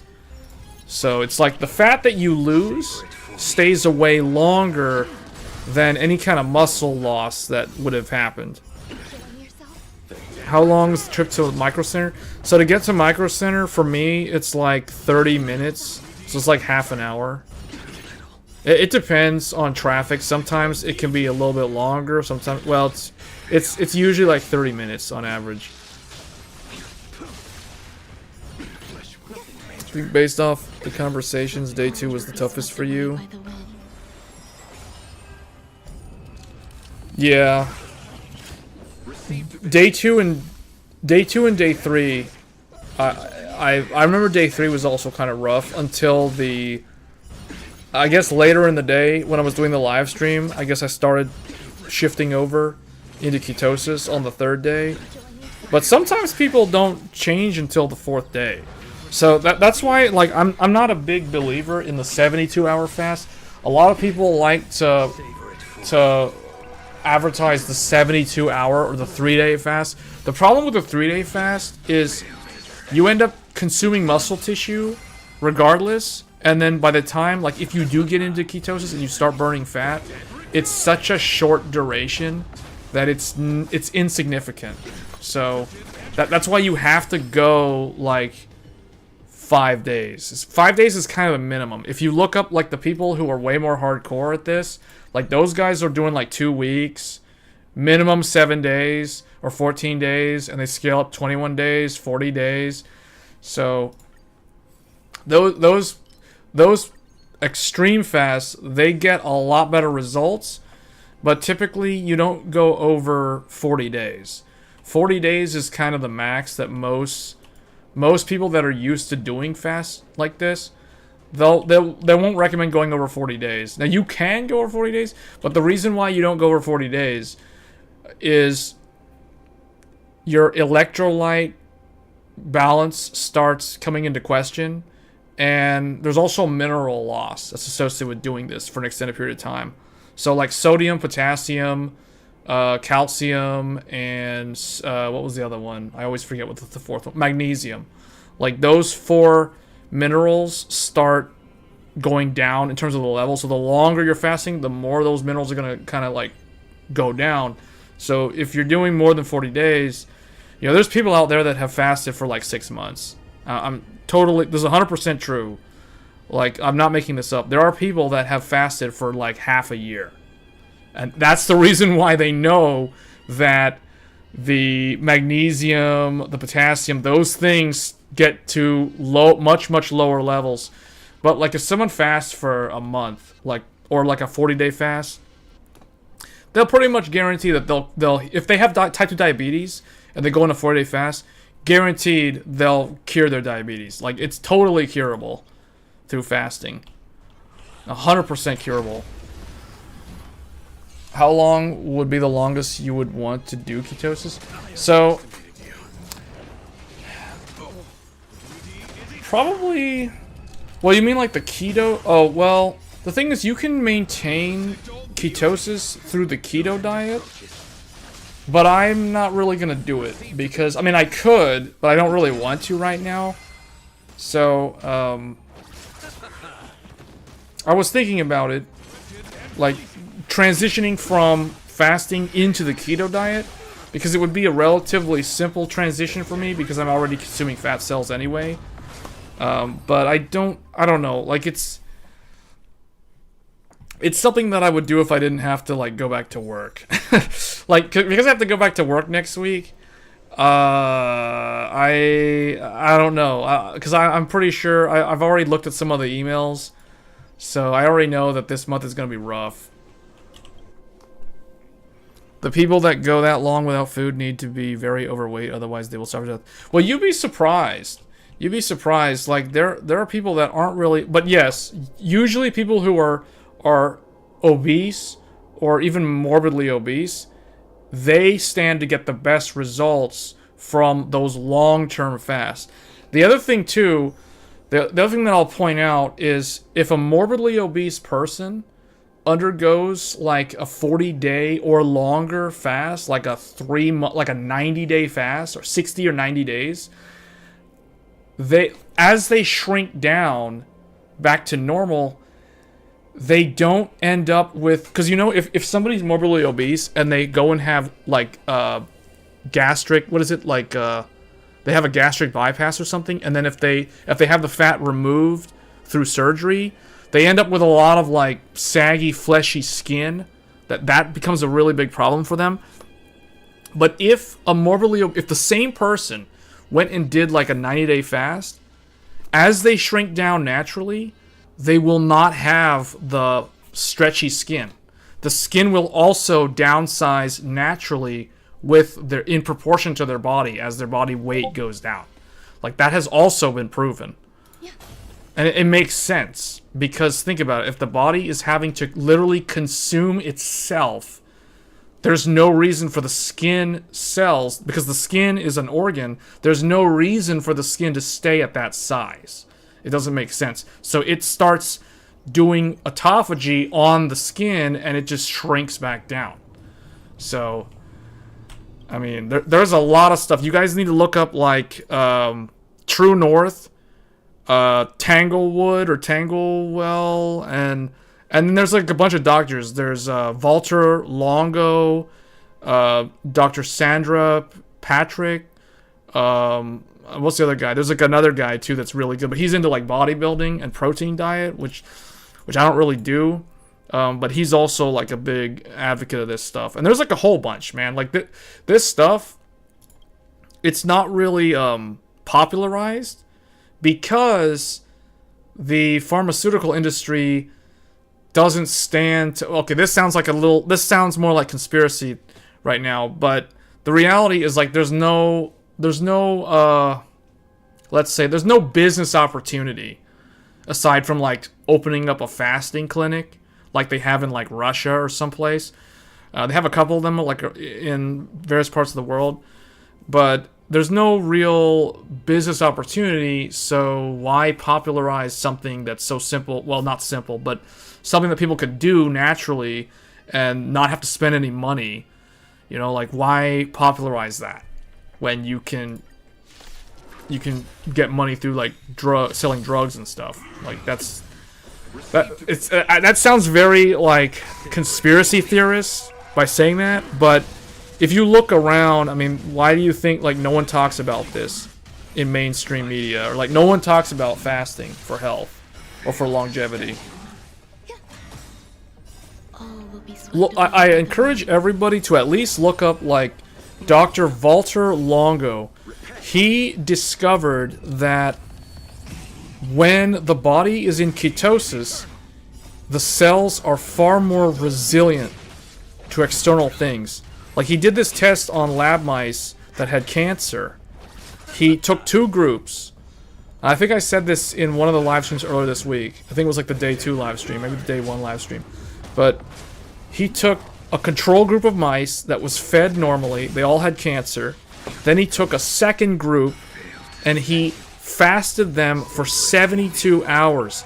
And he claims that the ratio for 72 hours, 3 days of not eating for a mouse, is like a 21-day fast for a human. Because if you convert like the energy expenditure ratio based on the size of a mouse versus like the size of an adult human, because all these mice were adult mice and they all had cancer, 3 days with no food for a mouse is 21 days of no food for a human. So that's a 3-week fast, water fast for a human. And then what he did was he exposed both groups of mice to lethal levels of chemotherapy. And what ended up happening was the control group, all the mice, except for probably like 1 or 2, all the mice that were exposed to lethal dosages of chemotherapy all died. They all died. The group that was fasted for 72 hours, every single one of those mice survived the lethal overdose of chemotherapy. And their cancer was cured.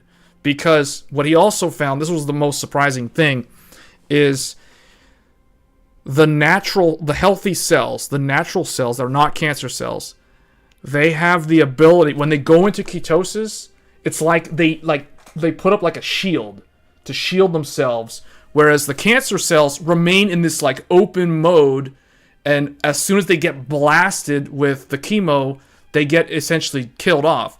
But the other thing too is the cancer cell was already in like a hostile environment, because by not eating for 3 days, there's no glucose, there's no energy for the cancer cells. So the cancer cells are already kind of like starving, and then they get blasted with chemo, and then you have like the healthy cells, which are also, they haven't been able to consume glucose, so what do? They start consuming fat in the mouse. But the cancer cell doesn't, because the cancer cell loses its ability to shift into ketosis. This was the most critical thing about his experiment, was that cancer cells, they only have one mode of operation, which is that mTOR pathway, or that feasting on glucose pathway, whereas natural healthy cells or non-cancer cells, they still have the ability to shift between the ketosis state and the glucose state. So that was probably the most interesting thing about his research. So by doing a fast, you don't prevent cancer that way, but what you do prevent is cancer in the sense that you induce autophagy, so any sort of corrupted cells or rogue cells or cells that were damaged basically die off and get recycled in the body while fasting. Glory. But let's wait and see.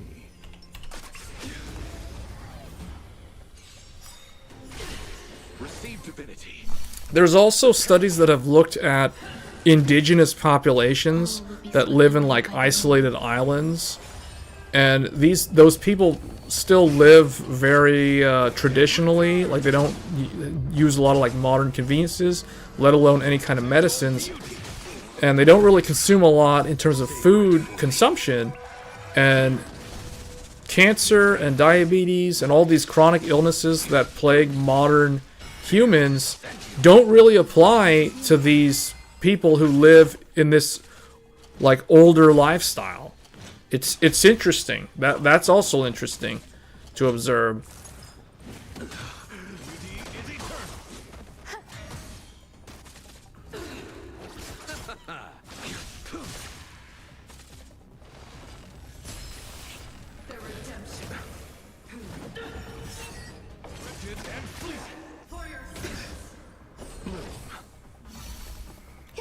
But I figured I would do this 5-day fast at the very beginning of the year, get it out of the way, system reset, and then just go from there. So I don't think I'm going to stay in ketosis. I think I'm going to go back to glucose tomorrow. I'll reintroduce sugar via like a grapefruit or like an apple or something. But you don't want to eat like a full meal. Like, if you're going to break the fast after not eating for 5 days, I can't just go and eat like a full meal. That won't work. that won't work. That will spike insulin. That'll just mess everything up. So, yeah, you have to go gradually. So I'm only going to eat probably like a grapefruit and maybe like an egg or two. I don't know. We'll see.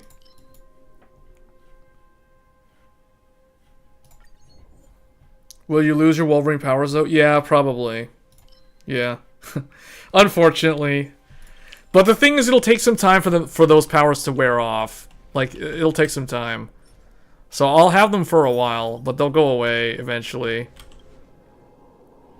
But it's interesting because humans are actually supposed to... Apparently humans are supposed to shift in and out of ketosis between glucose mode and ketosis mode, or eat sugar mode versus eat fat mode. But modern life doesn't really lend itself to making that easy anymore. Who do I want to bring to this fight? I guess, who else do we need? I guess having a quantum character would be okay. I already have... I have a good tank, so we can always call in the tank if we need him.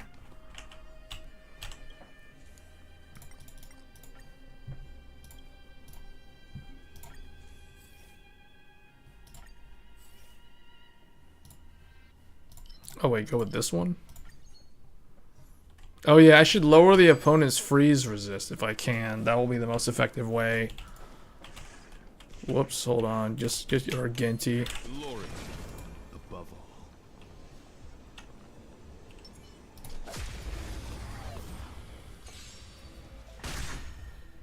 But you'd be surprised, like, okay, there's a difference between being in ketosis and fasting versus starvation. Starvation can happen, but in order for that to happen, you basically have to deplete all of your fat reserves, and that includes subcutaneous fat. So you basically turn into skin and bone, and then what ends up happening is once you lose all your fat, your body has to go back to consuming muscle. That's the reason why when you look at people who are like anorexic or bulimic, because they eat and then like don't eat, or they just don't eat, but they just really don't eat, then they go into starvation because their body typically didn't really have a lot of fat to begin with, so they go back to consuming their muscle, And that's why if you look at like extreme anorexic people, their muscle tissue looks so thin because they've been consuming their muscle. So that's how you end up looking like you're starvation, like you're in starvation. So, but it takes a long time for a normal human body to get into that condition where you're actually starving.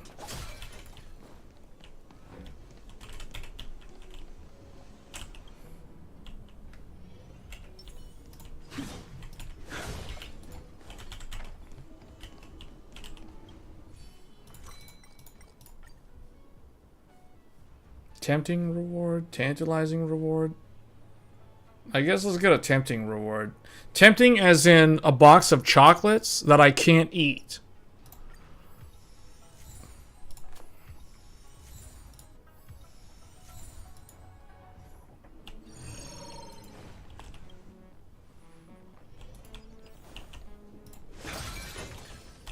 That was a waste. I should have used some of the techniques.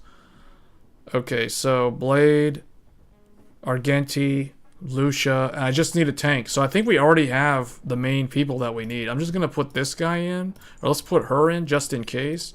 Although she is usually a liability. She's like the worst tank in my experience. You've gone into starvation from only going without food for 4 days, but I was also very low in body fat to begin with. Well, like how low and like what was your body fat percentage though? Because it had to have been really low to go into starvation after 4 days. Like, if you're feeling hungry, that typically just means that the body is it's still in that first step where it hasn't switched over to consuming fat.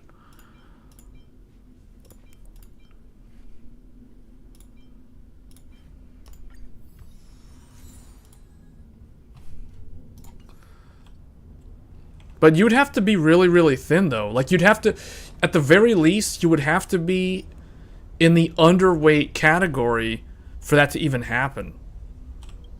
You were 6'3" and 150 pounds? Okay, yeah, that is very light for 6'3". And you lost enough muscle to struggle to walk for 9 months. Wait, what? Yeah, okay, well, that means you're... That means that you didn't have... Not only did you not have a lot of body fat, but you also did not have a lot of muscle, though. To lose that much muscle in 4 days, where you would struggle to walk for 9 months. Yeah, that's... Wow. Yeah, but see, that's further proof that when you fast, the first thing the body does is it burns muscle for a while, and then it switches to burning fat. But if you have no more fat, then it will switch back to burning muscle, because it has to. That's the only thing left. And that's what ends up... That's what leads to starvation. So... But, you know, the average... I think it's safe to say that the average American can go on a 5-day fast without any worry. Like, the average American has enough fat reserves to be able to survive a 5-day fast.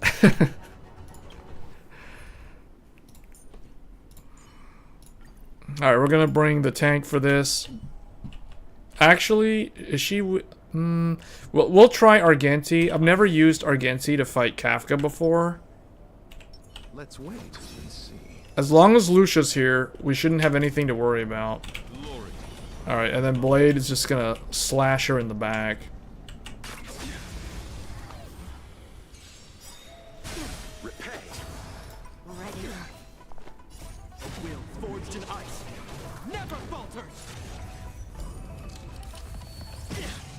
Hold on, now I'm curious, what was your BMI to have gone that low on muscle mass?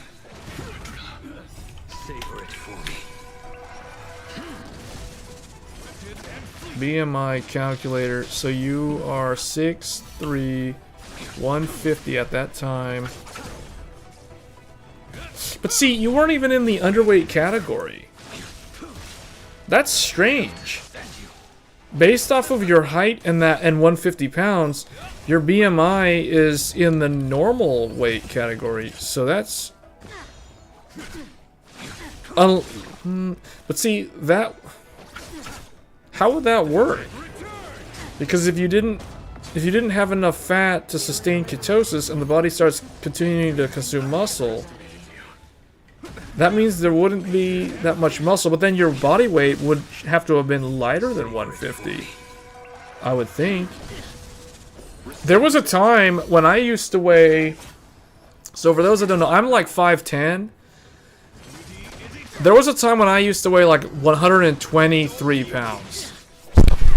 I hit the microphone, sorry about that. I bumped the mic. So let's do mine. So 5'10". When I used to weigh, at one point in time, I used to weigh 123 pounds. So if I calculate my BMI at 5'10", 123 pounds, that's a BMI of 17.6. That means I was underweight once upon a time. So, but I never did a fast back then. So it's like, but yeah, so I wouldn't know. But now, if we do my current weight, so my current weight, oh wait a minute, hold on, so I weighed myself today, and I was 171 pounds. So for those curious, when I started this fast, I weighed 182. It like fluctuates between 182 and 184, so we'll say 183. So I was 183 when I started this 5-day fast, and I'm currently at 171. So I've already lost, what, like 12 pounds? But see, that puts my BMI, based off of my height, my BMI is 24.5, which means I'm back in the normal weight. So hold on, so what was it when I was 183? Yeah, when I was at 183, I was overweight. 26.3 at 1. So what was the break-even point for me? 176? 177? Okay, so 170. Is it 178? Oh no, that's still overweight. 174? No, that's still overweight. 173? 173. So I have to get below 173 to be considered normal weight via BMI calculator. So now I'm at 171. So I'm technically back to normal weight after this fast, but you know, like it depends, because some people, what the BMI fails to take into account is somebody's muscle.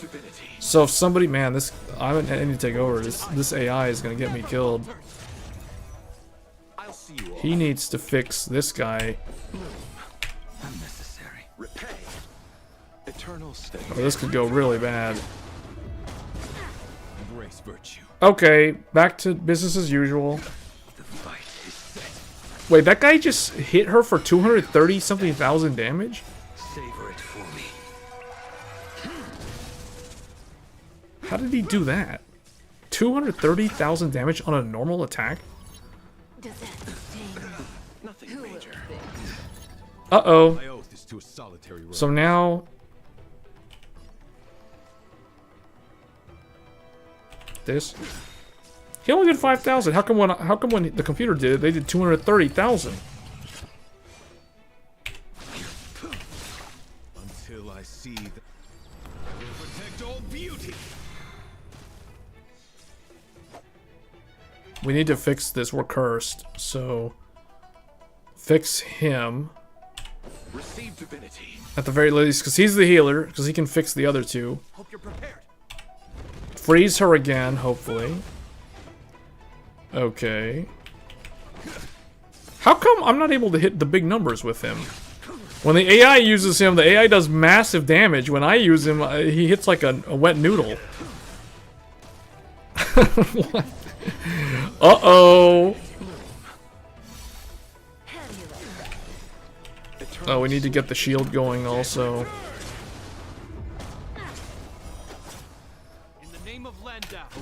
forged in ice never falters. Okay, fix Blade because he is. Yeah, because he can do that. End here. Freeze her again. You impede me. Your end approaches. Whoa, that did a lot of damage. I don't know how it did that much damage, but it hit really hard.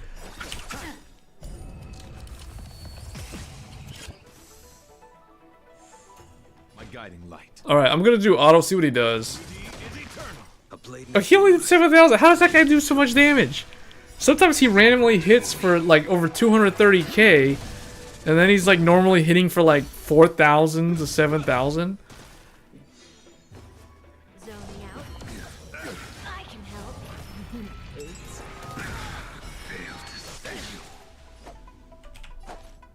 Oh wait, actually, hold on.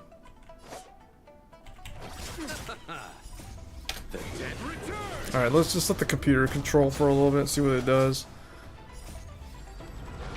Because apparently the computer knows how to play this game better than I do.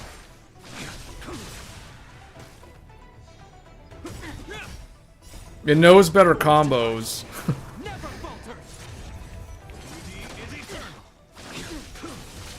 How do you like that? Protect all beauty. What? 358,000 from that ice wall? This sword needs sharpening.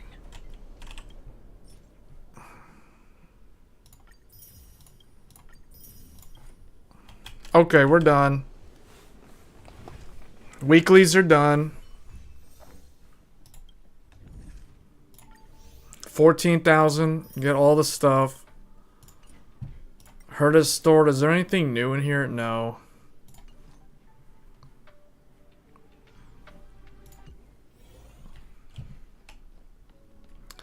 Okay.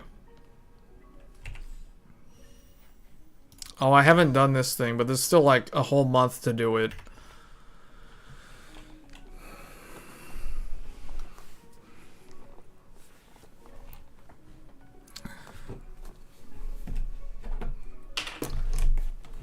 It's time to drink water. Goddess Threadripper, when will you respond to my pleas again?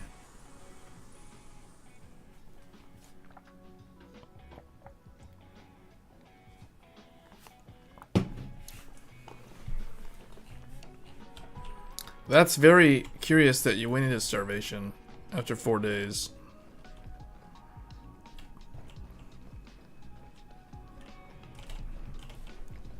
Okay, let's see. Let's test. What I want to test now is because right here, you guys can see the Intel arc is at the very bottom of the motherboard. It's on the it's on the lowest PCIe slot, which is an X16 slot. So even though it's all the way at the bottom of the motherboard, it's full X16 lanes. The capture card is above it, and then the AMD card is above that. So now what I want to do, I want to try to let's use the Intel GPU. I want to see if it overheat or if it's like it struggles to keep itself cool.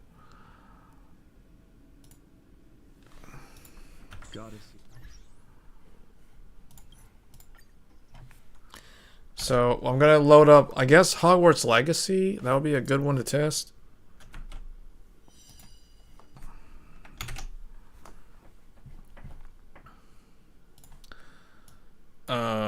Where is Steam? Hogwarts Legacy.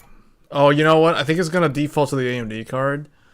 So I'm gonna have to. The other thing too is like if you use the same GPU all the time, like most people would, these compiling of shaders shouldn't take that long, or they don't happen like on subsequent runs. But because I keep changing the GPUs all the time, I'm constantly having to compile the shaders. So here we go again, compiling shaders. Now, because this is Threadripper, it compiles the shaders really fast. And just glancing over at the... Well, actually, it's not even using all the cores. Never mind. I don't know what that's all about. I mean, maybe it's because... Oh, you know why? I think it's because it's loading up on AMD, on the Radeon, and it's their cached values. So it doesn't have to do the shaders, the full compiling shaders.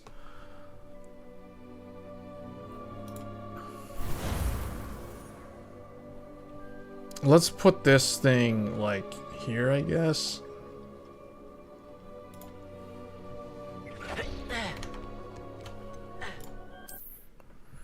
Let me see, because the last time I was testing these GPUs, the Intel card was way too close to the AMD card. So it was, the AMD card was starved for air. Now the Intel card is kind of starved for air because it's up against the PSU shroud. But the PSU shroud has a bunch of cutouts for airflow. Worst case scenario, I can remove the top of the the power supply shroud. And then the Intel card can get a lot better air. So I may end up doing that.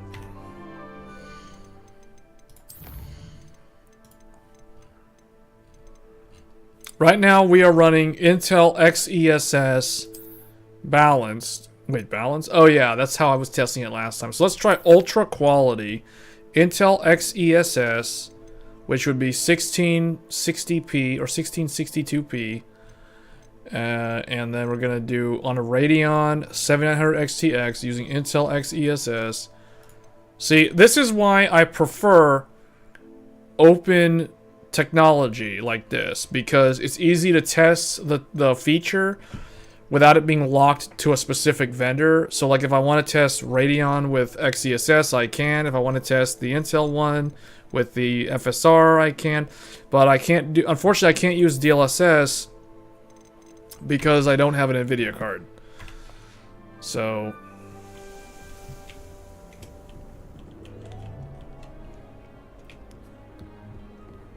let's just kind of run around Hogwarts for a little bit here.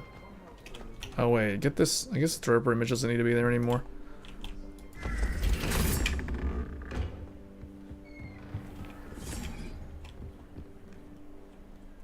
You're building 7950X system considering 96 gigabyte. That saw the video on that. Yeah, that'll work. 96 gigabytes at 6400 will work. It'll work just fine. You have to be on the latest BIOS.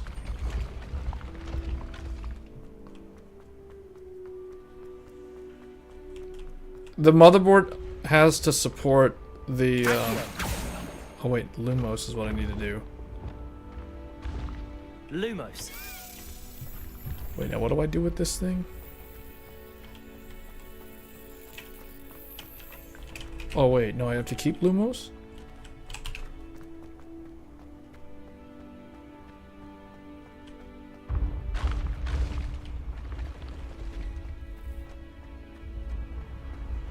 Where'd it go? But yeah, in general, you can expect it to work without any issue. Is this it? Oh, this is it, right?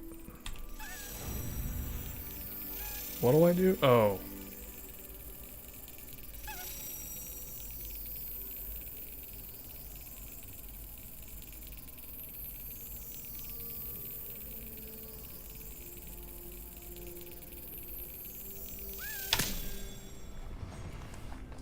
No, that's fine. People ask those questions all the time. It's okay to go off topic. I go off topic all the time, as my regular viewers know.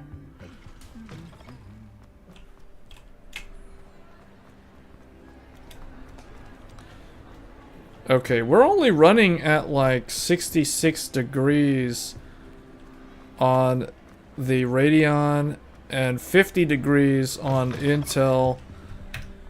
So let's try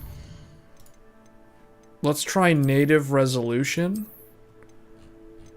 on AMD Radeon 7900 XTX and see what it does. So now we're back to native.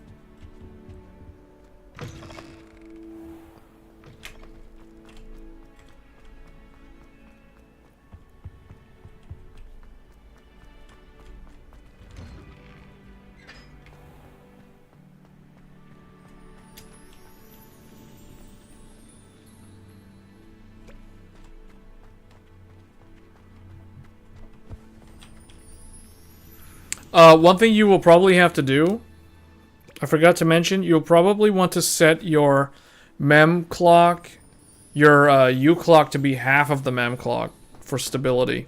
That will 100% guarantee it will work at 6400. Because that essentially runs it in Gear 2 mode, which is the default for...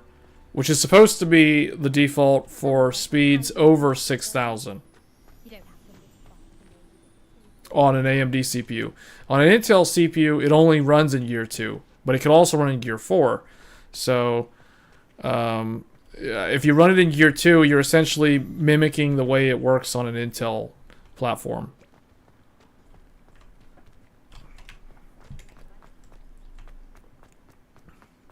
Can you switch the GPU that renders the game without closing it? No, unfortunately I have to close it. Yeah, we'll do that now. Actually, hold on. What I can do, where's Afterburner?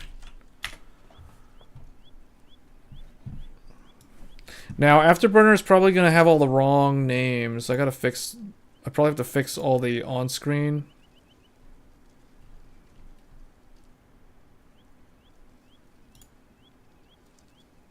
Let's see what it actually says here. Oh, no, it's actually listing them correctly. Oh, the CPU is the wrong name. This is not the X3D. Why does it say the X3D?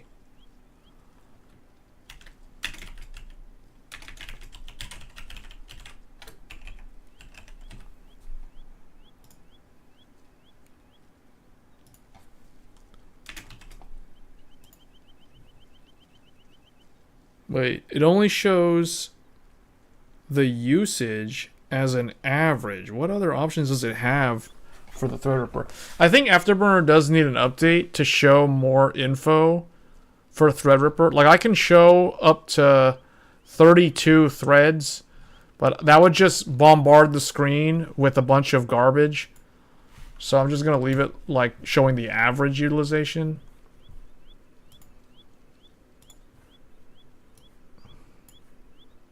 Then we'll make this larger. There. Oh, it's in the day 5 things in the way. Move this down here. There. There. Now you guys can see. So it's, you guys can see GPU is being maxed out. 99% utilization. 345 watts. Roughly. And the, oh wait, why does it say 4090? That's wrong. That's wrong. That is definitely wrong. As you guys can see in the camera up above, there is no 4090 in this system because it's too fat. It needs to go on a keto diet or an intermittent fasting because that card is way too thick for this PC. If I were to install... Actually, hold on a second. Now that I think about it, I could fit the 4090 in there, but I would have to remove... I'd have to remove the Intel and move the AverMedia all the way down to the bottom where the Intel is. Then I could put the 4090 in underneath the XTX. Or if I wanted to put the Intel and take out the XTX, I would put Intel at the top of where the XTX is, and I'd put the 4090. Well, hold on a second. No, I think the 4090 would fit. If I take the XTX out, I could probably fit the 4090 in there with it not, like, running into the AverMedia card. It is a very big brick, though. Yeah, it's really big. Yeah,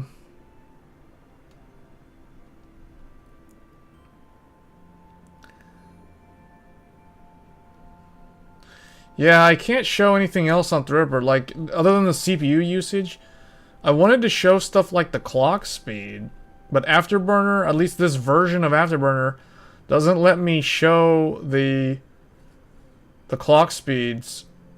So I'm stuck just with the percentage. Oh well. And the RAM. Okay. So you guys can see... Oh wait, I need to fix the name of the 4090. That's not the 4090. That... is... Oh, I know why these names are here. It's because that was what I was testing previously.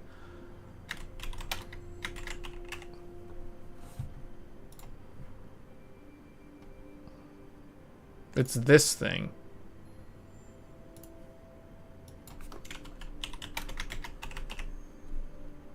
That is what it is. Wait, what?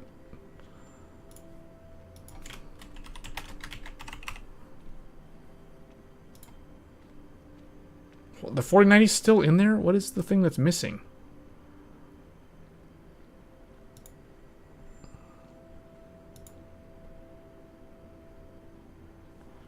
Oh, wait. What? Oh, temperature.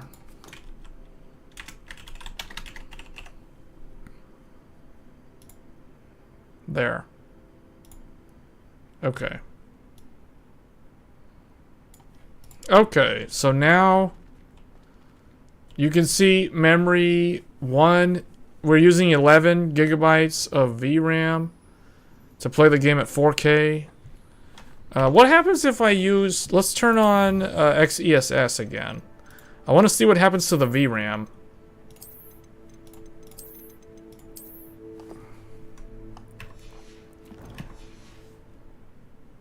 Look at that. VRAM went down a little bit. 10.5. I suppose I'd... If we go to quality, that's 1440p. Potion. What? It goes down, well, it doesn't really go down, does it?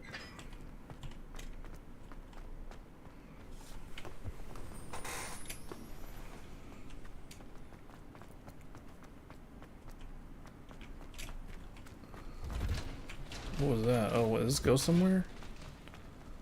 Oh, this goes outside.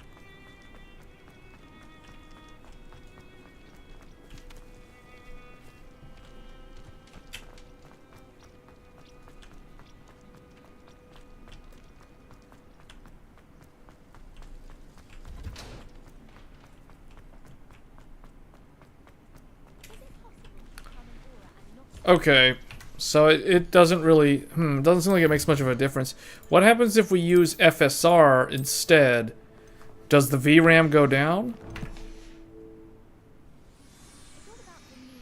It looks like it doesn't really, VRAM doesn't really change much between FSR and XESS. The game needs to go into a keto diet. It eats too much VRAM. I think all the modern games need to go into a keto diet. They all use way too much VRAM. There's like an owl up there, but it doesn't want to... No. Wait, what? Look at that. The owl reacts. Bombarder. Wait, what? That's cool. Arresto momentum. Okay, it does the same. What if I... No, okay. It's you. FSR went up in utilization?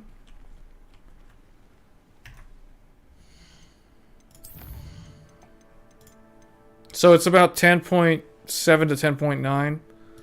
What was XESS?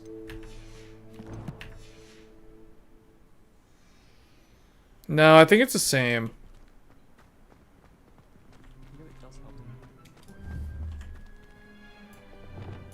Bombarder.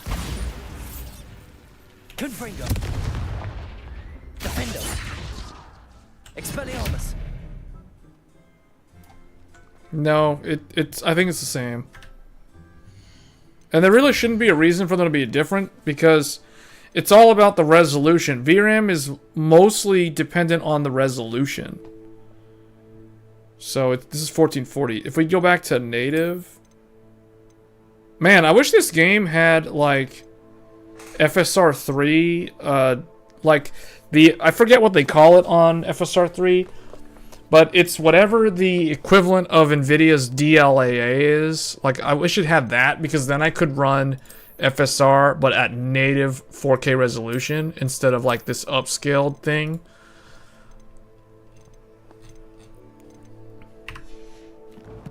Oh, wait. Let's go back to native. See, native uses more. Native is like, oh wow, okay, see?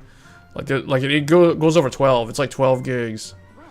This is the reason why 4070 Ti is a bad value. Because there's already games that can get up to 12. Now, granted, you have to be at like 4K resolution, and that card's typically not meant for 4K. That's more like a 1440p card, but you guys see why I don't recommend cards with lower VRAM. FSR native AA. Yeah, native anti-aliasing for FSR. Yeah. I wish this game had that. Because then we could see if that makes a difference between native resolution. Running the game with native TAA versus like the FSR one. Hold on, what if we do NVIDIA's NIS quality?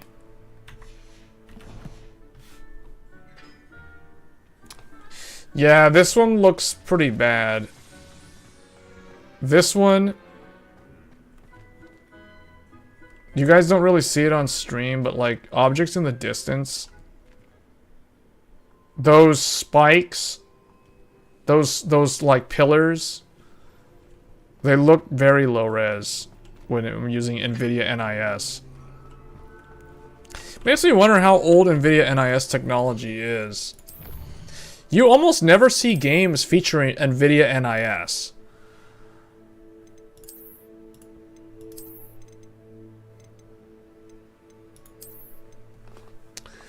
Alright, let's switch this over to the Intel Arc A770. So we're going to apply the change. It says, please restart the game. So we're going to have to quit out. And now we're going to have to restart the game. 4070 will get the 3070 feel soon. What does that mean? The feels bad? The buyer's remorse feeling?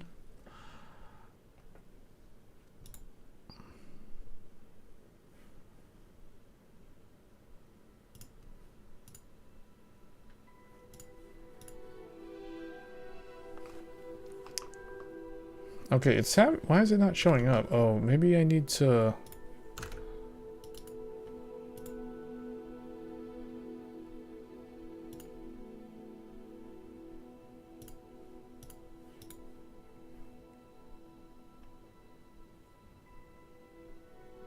Why isn't it showing up? It's not showing it, even though it's on the screen, but it's not like showing up on the stream.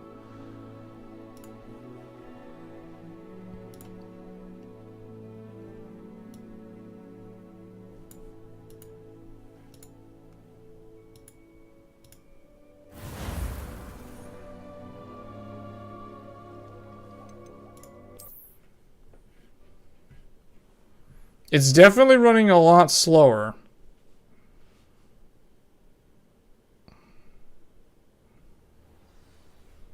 The low VRAM? Well, it's running really slow. I don't understand why it's not showing up, though.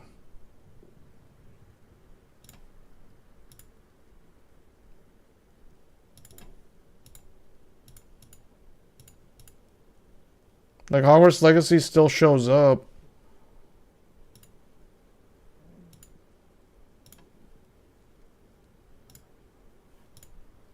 Oh, wait, hold on, wait. No? That's weird. What I can tell you guys is we're running at 28 frames per second right now. I don't know why it's not showing up on, hold on, maybe if we do this. Oh, wait, that's... Right, this is different though. This is using window capture instead of game capture. Although this one is working. Okay, you can see it is doing 28 frames per second. The Intel GPU you can see is at 99%. 2300 megahertz maxed out. Now, the reason why the AMD one is still doing stuff is because, keep in mind, the AMD GPU is connected to the monitors, so all the data, all the rendering done by Intel has to be routed through the Radeon card to get out to the display.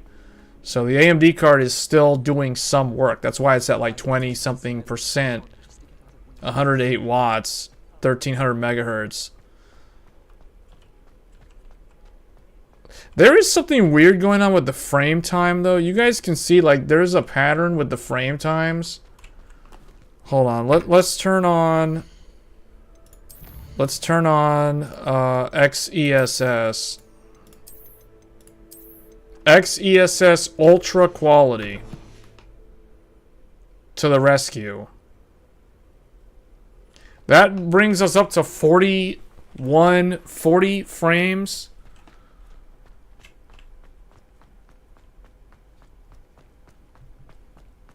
Still has those weird periodic spikes, though, which is strange. It's like a, I don't know, it's kind of playable. Let's do 1440p. So here's the game on an Intel A770 at 1440p.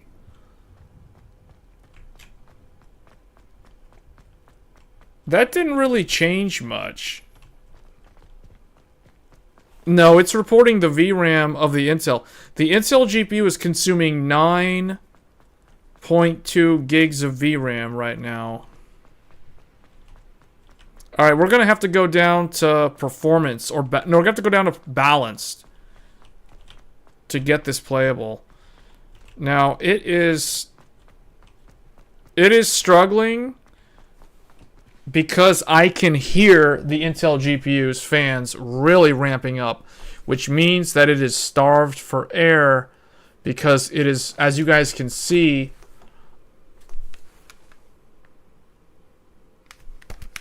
yeah, I can hear it. It's like complaining. It's like, give me more air. Yeah, it's running hot because, you see, the Intel GPU is right up against the power supply shroud at the very bottom of the case. So it is starving for air. It is gasping. I can hear those fans. I didn't even know those fans could get that loud. Typically the graphics card is not that loud. So hold on, I'm curious, what are the fans? Does it show, is there an option for RPM?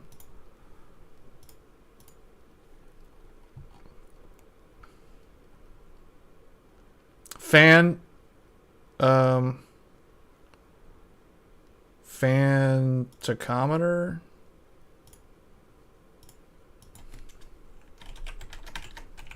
What is that gonna do? Yeah, there you go. There you go. 2000 RPM. That's loud.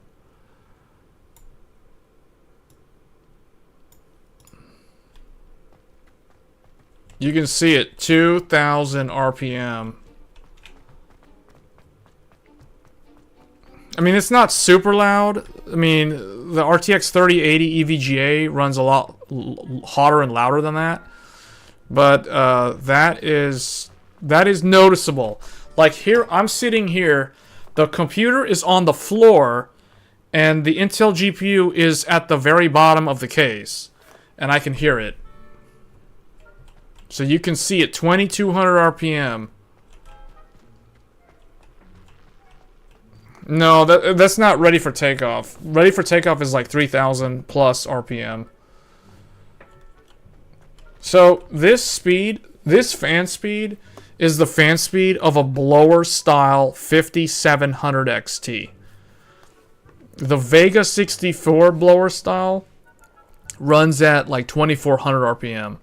So this is still not as loud as like a Vega 64, but it is noticeably loud for an axial design cooler. And so what I'm going to have to do, I'm going to have to remove the shroud cover over the power supply so I can get more air to this GPU, because this GPU is just gasping. But you guys can see it uses about 190 watts at 1440p. Let's try to make it easier for this GPU. Let's go down to balanced, which is some weird resolution. I was gonna say 1080p, that's not 1080p. That's some like random 1200p. But look, it's almost at 60. The frame times are better, although there's still those weird like periodic spikes. I want to see like, okay, that spike, but that spike's actually not that bad though. Like it's the highest it's doing is like 18 millisecond. So I think unless it goes to like 30 milliseconds or 25 milliseconds, you won't actually notice it in game. So it's although it is kind of random, like sometimes, and that could be because the game is loading different areas as I run through. Okay, but you guys can see it's now, well, hold on. What was it running at? 66, 650. So, like, okay, balance is almost playable. Almost playable. You got to go down to performance, which is 1080p. 50% upscaling. 1080p all the way to 4K. Now let's see what happens. So at 1080p, the Intel Arc can handle it. It can handle this game at ultra settings at 1080p. Because now we're averaging above 60 most of the time. I saw it dip to 59, but that's okay.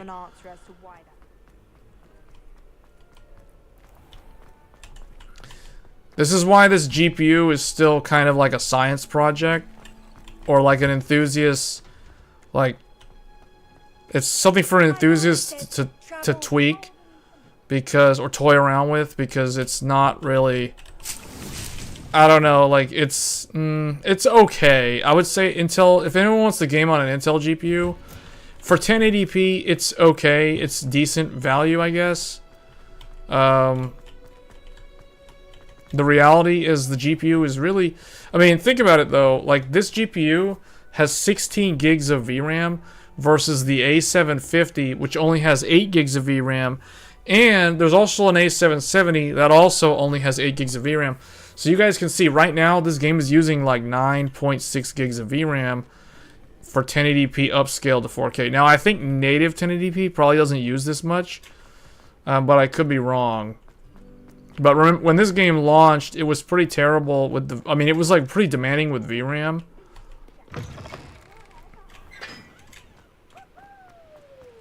Yeah, I can hear that GPU. 81 Celsius is, like, the thing that is concerning about that is, I know what that means is the memory. The memory on the Intel GPU is probably running at like 90 Celsius right now, or higher. I have to open up like GPU-Z to check.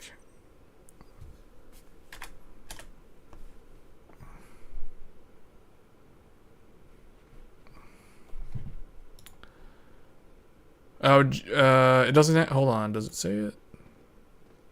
My fizzing whiz beer is still GPU-Z. Okay, so according to GPU-Z, the memory temperature is actually not that bad. 82 Celsius on the memory. 81 on the GPU. It does not give me the hotspot, so there's no way to read that. This GPU doesn't expose the hotspot. So the hotspot could actually be higher than 81. It could be like 85 or more. It could be close to 90. And that's the reason why the fans are like maxing it or like really loud. Normally this GPU never gets this loud, which means that it's starved for air. This is a good kind of test to show what happens when you don't have good airflow. You can expect your GPU to run a lot louder than it normally would have to because of poor airflow.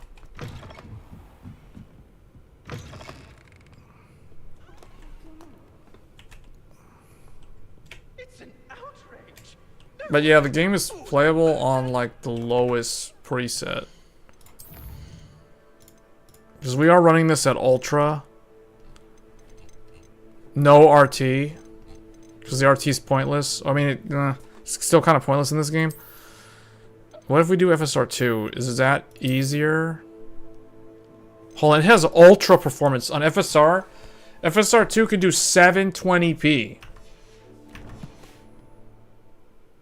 720p on Intel It makes the game look like it's on the PlayStation 4. It's doing 90 frames at 720p on Ultra. Surprisingly, this game doesn't look that bad. At 720p upscaled on FSR too. I mean, it looks kind of... I can definitely tell it doesn't look as good as native. Sir, are you alright? You seem to be in some distress. It's emulating the gaming laptop experience pretty well. Yeah, you have a point there. I didn't think of that.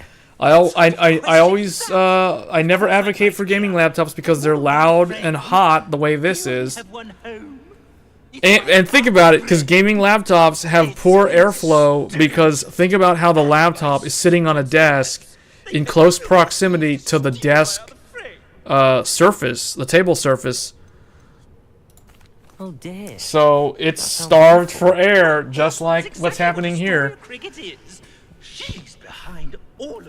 Thankfully, I can fix this by removing that shroud to get more air to the GPU. So I'll probably do that after the stream. And I'll test and see how it improves it. Though I suppose one could do worse. I once knew a portrait who ended up in the Hog's Head. No one's heard from him since. Right. So back to your frame. Ah, yes. There I This was, game actually looks powdering my wig, and the next thing I knew, okay, surprisingly, at 720p. Was not expecting to play this game at 720p. Not to be at my post. I do important work for the headmaster, and I need my other frame back at the Three Broomsticks. Try locking the FPS to 60 so we can see improvement in the temps. I could look into the matter for you. Oh, would you? How marvelous. Do it quickly, though, won't you? The place they took me to is quite beneath me. Alright, once this guy stops talking. Off you go, then. Portrait in a pickle. Okay, let's lock it to 60.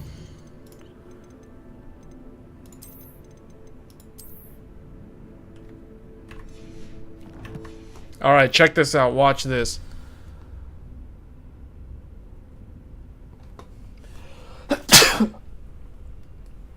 Still at 2000 RPM, but the temperature is creeping down slightly. See, it's like 78. The power consumption is also down. Notice the power consumption is now at 150 to 160 watts.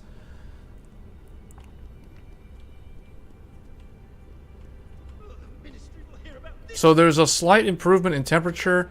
There's lower power consumption, which is the natural expectation of capping the game at 60. We're also rendering the game at 720p.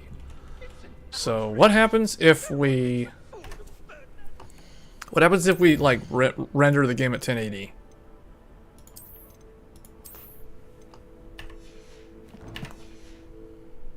Yeah, the fans are still kind of loud.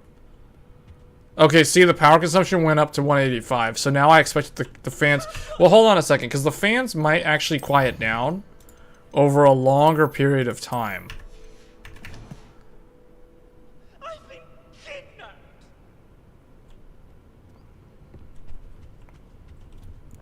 Or not. I mean, I can hear the fans' noise signature is actually changing. Like, you guys still see it over 2000 RPM, but I'm noticing the noise of the fans. It's like a different... It has a different sound stage. So it is actually... It's like it's trying to slow down, but it's very gradual. And you can see the temperature is going down. It's now 75°, where it was like over 80 earlier. GPU-Z, yeah, GPU-Z says the memory temperature is at 76.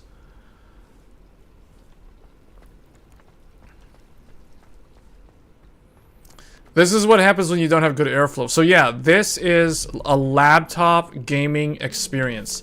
720p, 2000 RPM, capping at 60 frames per second, and the thing's still at like 75 degrees. 150 watts. Yeah, this is basically a laptop gaming experience. That's the best way. Marcelo said it best. This is a laptop gaming experience on a Threadripper desktop. Let this be a lesson. Always focus on optimal airflow if you want to build a gaming PC. This is what happens when you use a workstation, high-end desktop, which is technically not supposed to be used for gaming, because you're filling up all those PCIe slots with a bunch of stuff, mostly GPUs, NVMe cards, and capture cards, or whatever's needed. And this is what happens. You cram a bunch of stuff in there, and airflow optimization goes way down, and these are the results.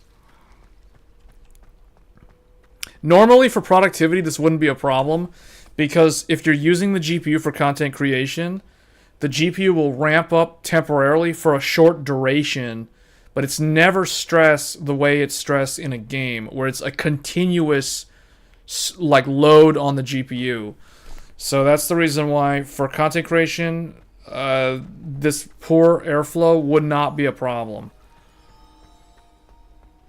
But you guys can see it is slowly going down, ever so slowly. The change would happen much faster if it had better airflow. It's because it's starved for air that the reduction in temperature and fan speed is happening so slowly. Because you can see we're down by like 50 watts. We've cut power by 50 watts by capping at 60 frames and rendering the game at 720p. And it just shows what happens. This shows the effect of airflow on a system. It's like I could put the Intel at the top where the AMD one is, but the problem is the AMD cooler is like a triple slot, so it won't fit in the bottom slot. And I don't want to put it in the slot above the Intel because that one is only an X4, so that wouldn't make sense to put that in there. I could put it where the AverMedia is. That one I think is an X8, so that might work. But there is another slot, but it's covered up by the AMD card right now, and that one is a full X16 that's being wasted because the AMD GPU is too thick. So this is the reason why workstation GPUs are typically always like dual slot, and they're blower style, so they don't have to worry about being starved for air, and they don't exhaust a lot of heat into the case. So that's why if you're going all in on a workstation, you really want blower style coolers, and no thicker than a dual slot GPU. As soon as you start introducing triple slot cards into the system, you run into all kinds of problems with where to place your stuff in the motherboard, because there's just not enough space.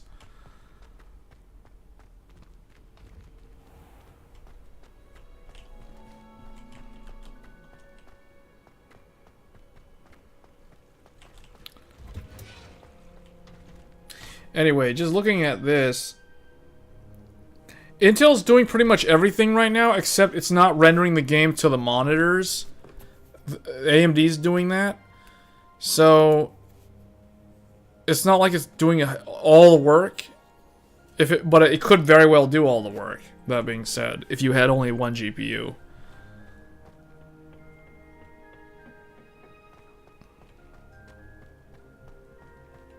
But yeah, you can see it's starting to slow down. It's just a really, really slow process.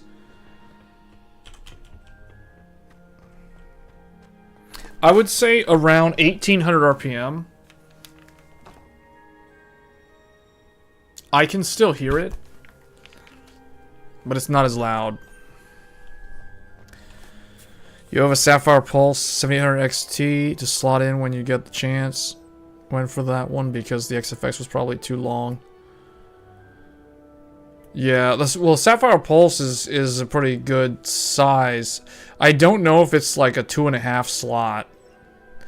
Yeah, the GPUs, man, I really hope like next generation the GPUs are not these massive like cinder blocks, because I would like to use them in Threadripper more frequently, but because the Threadripper, see, the reason why I'm not using the Nitro or the Red Devil or even the 4090 in this build is because, as you guys can see, it's, you know, like, the minute I put a triple slot or a quad slot GPU in here, I'm covering up so many PCIe slots that I'm basically killing off the advantage of even having a Threadripper desktop if I can't use my PCIe slots. See, the reason why Threadripper costs so much money, it's not just about the cores, it's also the PCIe slots. You're paying a lot of money to have access to all this connectivity. You've got 20 gig USB, you have Thunderbolt capability, or if it's either included or it's not. In this case, Gigabyte had it. Asus can let you add it to a PCIe slot, and then you know, like you just have so much connectivity. And some of those boards, like this Asus board, has a Slim SAS connector, and the ASRock one has two Slim SAS, and it also has a MCIO connector, which, like, who's gonna use that? That's like such a power user niche sort of thing that a typical enthusiast doesn't even know what that is. Like case in point, Steve from Gamers Nexus, he even admitted that he had to look up what is MCIO, because he's like, I don't even know what this is. But it's something that's on the ASRock Threadripper board. So they will change from cinder blocks to Minecraft Cube. Oh, I hope not. Oh man, can you imagine if a 5090 is like literally a cube that covers up like all the PCIe slots except for the very bottom slot? So at best you could fit like a single slot capture card in the very bottom slot. That assumes the bottom slot has at least 4 lanes. Typically the bottom slot on most motherboards is only an X1 or an X2 at best. Some of them, a lot of them now have X4 though. That's really nice to see. There's no way to fit a PCI extender cable there. You could do that, but then where would you put the GPU? Like I'd have to have a case that could like vertically mount the GPU. But then the problem is, like, what about all the other things that are gonna plug in? Like, is the cable, I guess, would go at the very bottom? I thought about that, but it's like I don't really want to. I don't want to have to spend any more money on this build. Like, it is what it is. It's done. It's a done deal. What I have is what I have, and I just have to work with what I have at this point. So it's like I'm not gonna go and buy another case or an extender cable, all this other stuff to work around that. No, I'm just gonna live with it the way it is and just work with it. So we'll see. I plan to test Thunderbolt on here at some point.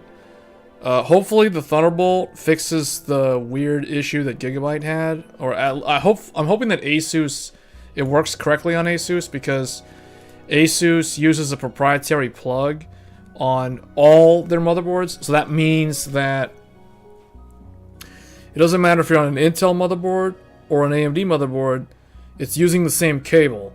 So regardless of whether it's Thunderbolt 4, Thunderbolt 3, or USB 4, it's the same cable, it's the same add-in card. So it should function the same across the board. That's my hope, because if you look at Gigabyte using Thunderbolt on AMD uses a 5-pin cable, just like ASRock. But if you try to install Gigabyte on an Intel board, it uses the 5-pin cable, and then it also, in a lot of cases, it uses an additional 3-pin cable. So there's something about that extra 3-pin cable which it doesn't allow on the AMD boards, which breaks some compatibility with Thunderbolt, at least on Gigabyte. Because, and I'm not convinced that cable's needed, because ASRock only has the 5-pin cable, and I tested ASRock with Thunderbolt on an AMD Steel Legend board, X670E, and it works fine. So I don't know what the deal is with Gigabyte, but it's like, people who watch a lot of my content probably think that I'm a Gigabyte fanboy when it comes to motherboards. That couldn't be further from the truth at this point. I'm so fed up with Gigabyte's support with the way they handled my 2 cases that I opened for them, the support tickets for sleep mode not working and or not being available, and USB 4. Man, I'm just so. I talked to somebody at ASUS. I talked to somebody that worked in, I guess they're in support in ASUS, but they kept asking me for my serial number, and I kept telling the lady, I'm like, I don't actually have the ASUS product yet. I'm thinking of swapping from one of your competitors, but I have a question about the product. And then she's like, well, okay, what's the product? And I'm like, the Asus Pro WS TRX50 Sage Wi-Fi workstation motherboard. That's a mouthful, but she knew what I was talking about. And then she told me, yeah, sleep should work. Like, that is kind of a no-brainer. And I'm like, yeah, go figure, right? Like, why is it not working on Gigabyte? And then, so that shouldn't be a problem. And then I asked her about the whole USB 4 Thunderbolt thing. And then she got real dodgy around that, because that's a touchy subject, you know, like that's a controversial topic to say the word Thunderbolt and AMD in the same sentence. Oh, can't do that. Uh-oh, no. So we'll see what happens. Can you repeat the motherboard name again? Yeah, yeah, the Asus Pro WS TRX 50 Sage Wi-Fi workstation motherboard. That's literally the full name. You guys want me to show you it? Right there. Check this out. Asus Pro WS TRX 50 Sage, and there's a dash there. TRX 50 dash Sage Wi-Fi workstation motherboard. So that's the name of the board, and yeah. And the thing that disappoints me about Asus, so there's a couple things. It's clear to me now that well, okay, I cannot criticize. Well, I can criticize ASRock, and I will, even though I never tested their product. So it's clear to me that the motherboard vendors put so little effort into the Threadripper, the TRX 50, specifically TRX 50, not WRX 90, because those are like so overbuilt and extremely expensive. But like TRX 50, first of all, you got MSI. MSI didn't even make a single motherboard for Threadripper. So like, I'm just gonna say this one out. So MSI is completely missing in action. Next we have Gigabyte, which, for the most part, Gigabyte has the best motherboard as far as I'm concerned. If it wasn't for the 2 issues that I ran into, and some people don't care about sleep, so that doesn't bother them, and others might not use Thunderbolt, so they don't really care, and they're probably fine with the Gigabyte motherboard. Gigabyte motherboard is the cheapest one at $599, so it's a $600 motherboard. Yes, $600 is the cheapest one. It has 4 M.2 slots on the board, and it has USB 4 included in the motherboard. So it's kind of the most like relevant one to the average person who wants to build an HEDT desktop. So it makes the most sense, and that's the reason why I got it initially. Then you have Asus, which offers the most expensive motherboard. So the Asus motherboard is $899, $900. It's the most expensive TRX 50 board. It has only 3 M.2 slots, whereas Gigabyte gives you 4. So it only has 3, but it gives you a slim SAS. So it uses 4 lanes for a slim SAS. So that's their excuse. It's like, well, we gave you a slim SAS. Gigabyte didn't give you that at all. So, you know. And then Asus has the dual power supply nonsense. So actually, I might as well just like show you guys what I'm talking about here.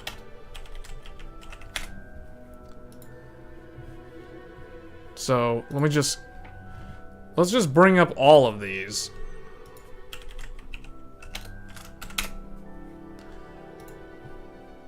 I suppose it's nice that Poppy is befriending humans for a change. ASRock. I don't even know what the ASRock one is called. Wow, I've been standing in the same spot for so long that the NPCs keep walking into me and it keeps messing up the camera. And then, of course, ASRock's website never really works correctly. Okay, that's hilarious. Okay, so let's go here. Okay, let's start with Gigabyte. So, I need to move you guys over so I can actually see the chat. Don't know where we'd all be without you. So,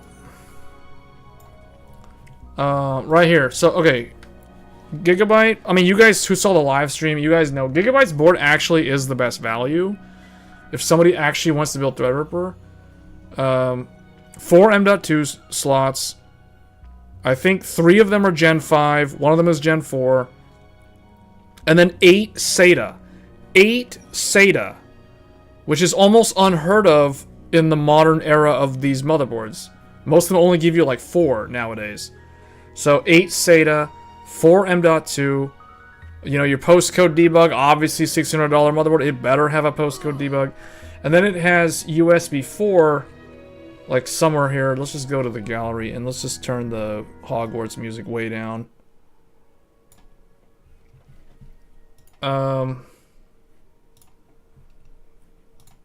look, and also, look, check this out. So you get 8 USB Type A, 2 USB 4, and a DisplayPort input. And the only reason why the DisplayPort input is there is because it has the Intel Thunderbolt chip soldered onto the motherboard. So, and then you get 10 gigabit LAN and 2.5 gigabit LAN and Wi-Fi 7. What you're missing, there's no clear CMOS on the back. However, there is a clear CMOS down here on the front of the board, but it's hard to get to if you fill up all the PCIe slots with GPUs and stuff. So I really would prefer it to be on the back. So, number one criticism, clear CMOS, though they do include it, it needs to be on the back. Number 2, they've got weird issues with Thunderbolt compatibility for certain devices. But most of the time, I think this board's fine. And finally, no S3 sleep. No suspended RAM. You can use Hibernate, and you can typically just shut it off if you don't use sleep or Hibernate. So that's the Gigabyte board. Next we have Asus. The pros of Asus. I think Asus understood that Threadripper equals lots of PCIe. So they give you lots of PCIe slots. However, that's kind of where the magic ends on Asus. Because they only give you 4 SATA. $900 motherboard and only 4 SATA ports. That is like blasphemy. Then they also give you like the dual power supply capability, but like who is going to actually use that? When it's marketed as a workstation motherboard, who is going to do extreme overclocking on a workstation motherboard? Like someone clearly didn't understand what this is supposed to be about when they built this thing.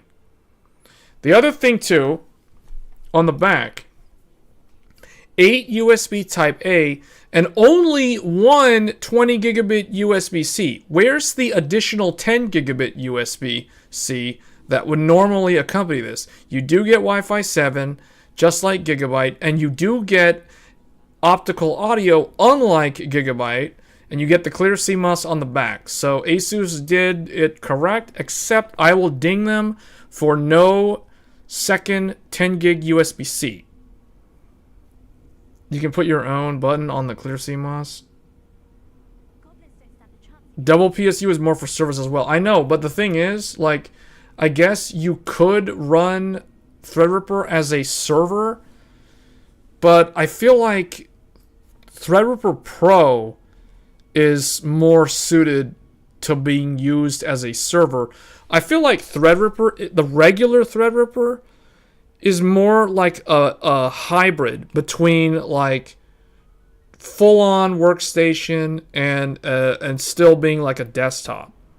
So that's why I think, in my opinion, Gigabyte understood what the consumer would actually use. Lots of M.2, lots of SATA, potentially, and USB 4, 40 gigabit USB. So, and lots of USB on the back. So I feel like Gigabyte understood what the requirements were, whereas Asus was like, here, let's make it this weird hybrid thing. I mean, I like that they have a lot of PCIe slots. That's good. But you have to burn one of them if you want Thunderbolt, because you got to burn one for Thunderbolt add-in cards. Then you, like, if you put a 4090 in here, goodbye to one of your X16 slots. So it's like basically wasted, right? Unless you're using like a riser cable or something, or liquid cooling, like you have it in like a custom loop with an EK water block. So I mean that's kind of a workaround, but that's an expensive workaround for an already expensive product.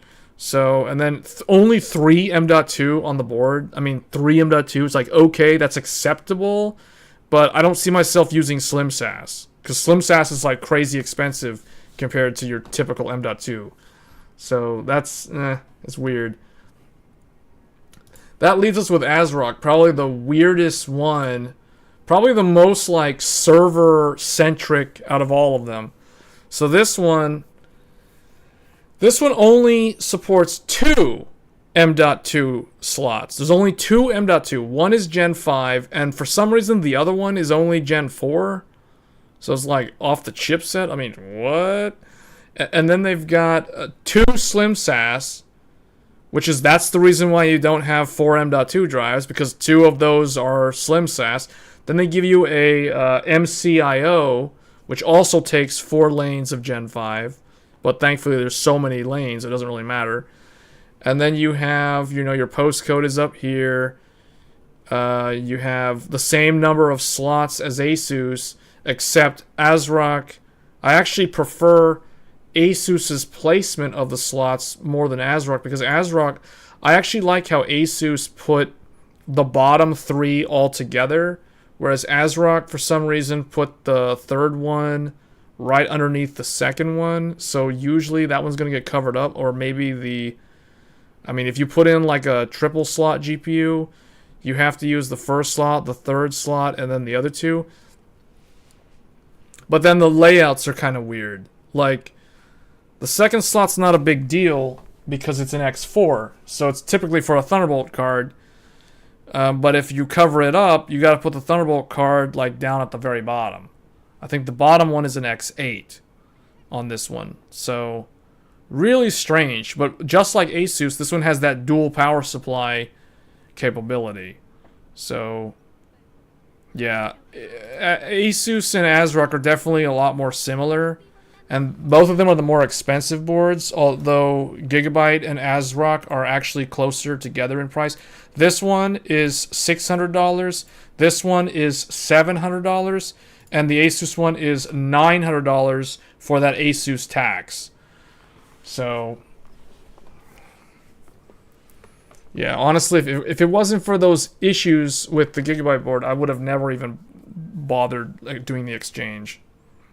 The final thing I want to mention that really annoys me about Asus is Asus is using... So you guys know how Asus has their custom BIOS skin for Strix, for ROG, for Tough, for Prime. All their mainstream boards have like their fancy like UI theme. This motherboard's BIOS literally looks like it's from 2005. It's that old school blue, like American Megatrends blue background with the gray. It's like blue and gray, and there's no mouse. It's just keyboard only, and there's no easy mode. It's only advanced mode. It's a bunch of menus, and I'm thinking, seriously, $900, and the UEFI looks like it's from 2007 on this thing. That is probably the single most disappointing thing about this Asus motherboard. The fact that it's the most expensive board and has the most bare bones, basic looking UEFI, like some laptop UEFI from Lenovo. I'm like, what are they thinking with this? Terrible. It's like, what? What did they do? Gigabyte had, at least they had the Arrow themed UEFI. I don't know what these guys were going for, but man, that's, wow.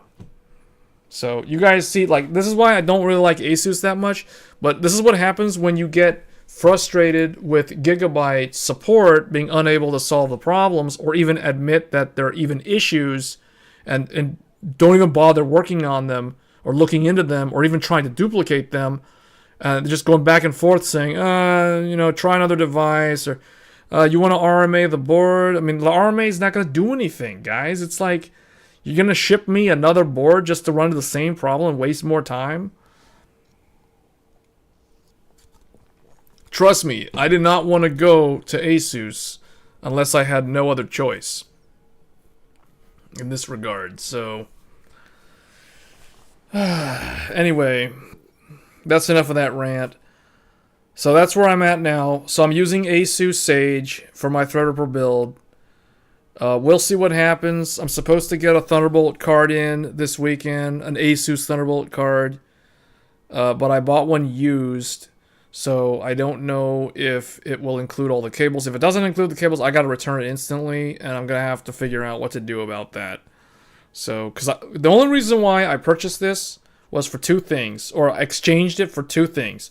One, I need to put the computer to sleep, because I don't like turning it off, turning it on, or setting it to hibernate like a laptop and then waking it up and having to wait like 40 seconds for it to come back up. And then the other thing is USB 4. And I have to buy a Thunderbolt card, so that increases the amount of money spent just to switch from Gigabyte to Asus. So really, really annoying. But these sort of things is what makes me switch vendors on upgrade cycles. I think Nero mentioned, somebody mentioned the,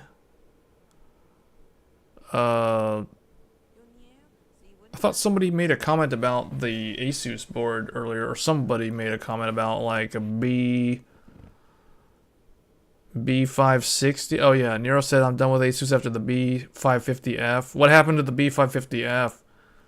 I know Met had a problem with his Asus B650 board. He had to RMA it. But at least the RMA fixed the problem, though. But still, man, like it's always a terrible feeling when you have to deal with support. Well, see, the thing is, if the support people were good, if they actually owned the issue and looked into it and ultimately fixed it, I would be okay with Gigabyte. But it's like, you go through a month back and forth with them and make no progress, and you need to use this thing for production, because this is like a professional workstation. This is not like some gaming desktop that I can just return to the store, you know. Like, this is like an actual workstation. And the fact that the support is so naive and just like trying to deflect and deny that there's an issue, that's what makes somebody change brands. Those are the sort of things that will make me change brands, as I did.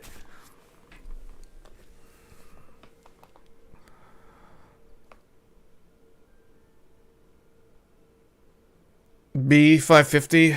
Really? For 3 years? The RMA fixed your issue and you didn't have too many issues once? Yeah. Yeah, I just hope that Thunderbolt card that I ordered, a used Thunderbolt card, I hope that it has all the cables, because it's like a used Thunderbolt card that I ordered, and the description says missing bonus material and missing the manual. That doesn't really, and the box is damaged. That doesn't bode really well. Because I need to get Thunderbolt or some kind of USB 4 thing working on this board pretty soon.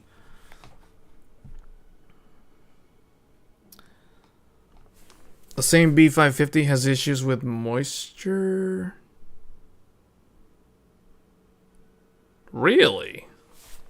Well, that's weird. That means that some of the components, that means that well, typically none of these boards, as far as I know, these are not conformal coated. These are not like an iTemp certified product. These are like C-Temp certified. So, well, I don't even know if they're C-Temp. I don't even know if these are commercial. Like, these are like, might even be lower end than that. But who knows? I would imagine like the Threadripper boards are probably C-Temp certified, but I don't know if they have like a conformal coating. But it sounds like there was something wrong with like the B. That indicates almost a manufacturing problem. That sounds like a field notice issue. Internal to ASUS. Yeah, mostly Gigabyte's been fine though. Like I've used Gigabyte since, well, you guys know, like I have the 7950X is on Gigabyte, the Intel 13900K is on Gigabyte. I haven't really had any problems on those. I'm just very disappointed in the lack of support from Gigabyte on the Threadripper platform. Although they do have the best BIOS, Asus's BIOS is trash.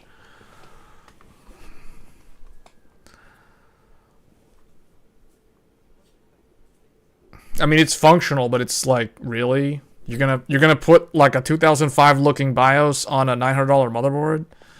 That to me just, that looks so bad. Like I'm totally like, I don't know what I'm gonna do like for the next time I upgrade. Like the next time there's like a socket change and I upgrade my motherboard for like Ryzen or Intel, I don't know who I'm gonna go with at this point. Like I disappointed in Asus, disappointed in Gigabyte. I mean, I used MSI in the past and they were good, but the problem with MSI is they don't have any like USB 4 or any Thunderbolt, so I don't know what the deal is with them. And then ASRock could be good. I might go with ASRock next generation, to be honest. BioStar, the problem with BioStar is BioStar just doesn't have enough options. BioStar has like one motherboard for like all the different CPUs. I think they have like one X670E, they have one Z790, they have one, I don't even know if they have like a B650. Like they're just not that many BioStar products in circulation. So, and I have no idea what their support's like. So that's the other thing too. Like their support might be atrocious or completely non-existent. So, but Gigabyte has proven to me that their support is basically, what's the word? They're incompetent. Gigabyte support is pretty incompetent. I mean, they were okay for some things. Like I opened one case with them like last year, but they kind of fixed it, or they kind of gave me a good answer, but I don't know. I've seen much better. AverMedia support is like way better than Gigabyte, because I opened an AverMedia ticket and they're like, yeah, unfortunately I think it's Gigabyte, because if it works in ASRock and it's not working in Gigabyte, then it kind of points the finger at Gigabyte. And I agreed with them, but they tried to do all they could to help me, but Gigabyte's like, try another device. Did you update the BIOS? I mean, literally the thing has one BIOS. Like, it's brand new. Like, what? Do you have some beta BIOS to send me? Like, what? Like, it's so obvious. They're just, like, looking at, like, 10 steps to troubleshoot, and it's like they're just reading off a list. Imagine if EVGA continued. Yeah, I know, man, right? Imagine if EVGA continued. What I wish EVGA would do, like, if they're not going to make GPUs, why can't they just make more motherboards?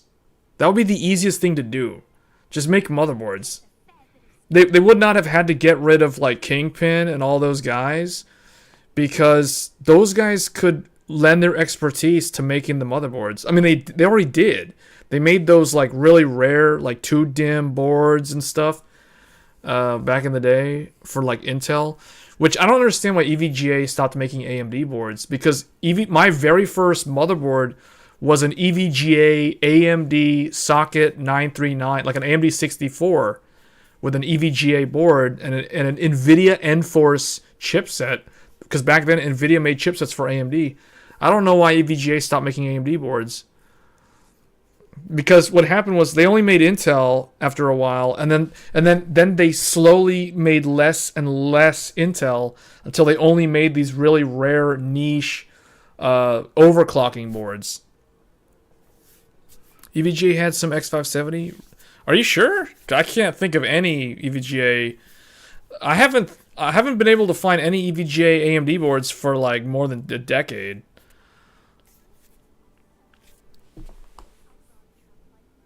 Do you guys know that Sapphire used to make AMD motherboards? Fun fact.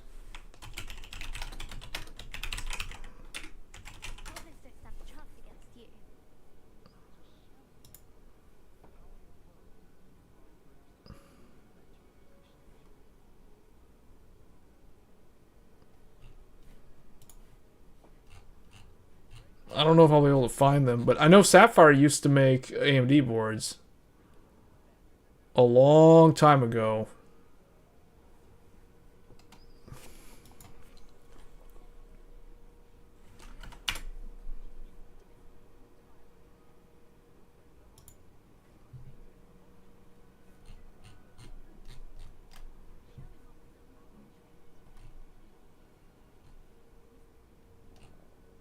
I remember them being like blue.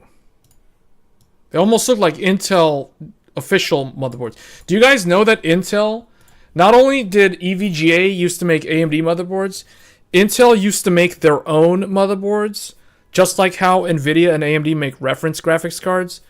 And also, like, I always wanted an Intel Z87 desktop board.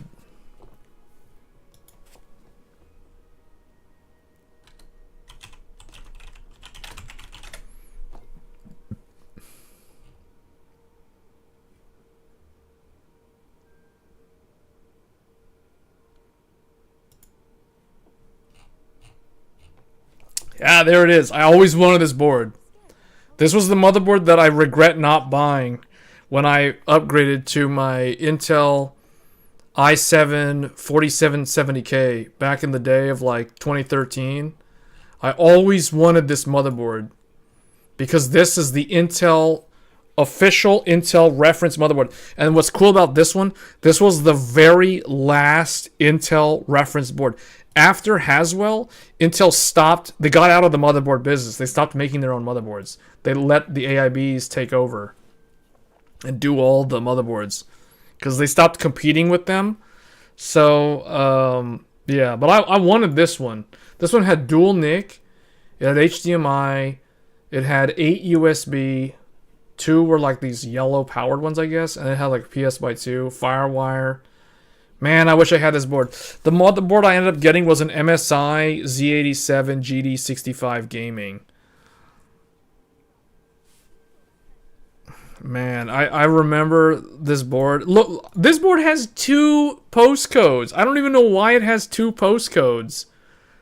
Nowadays, you gotta spend at least $350 for a B650E if you want a postcode debug. Otherwise, you're spending close to $500 for any Z790 or X670E that actually includes one of these postcodes. Back then, they were giving these things out like they were candy. Look at that. Dual postcodes.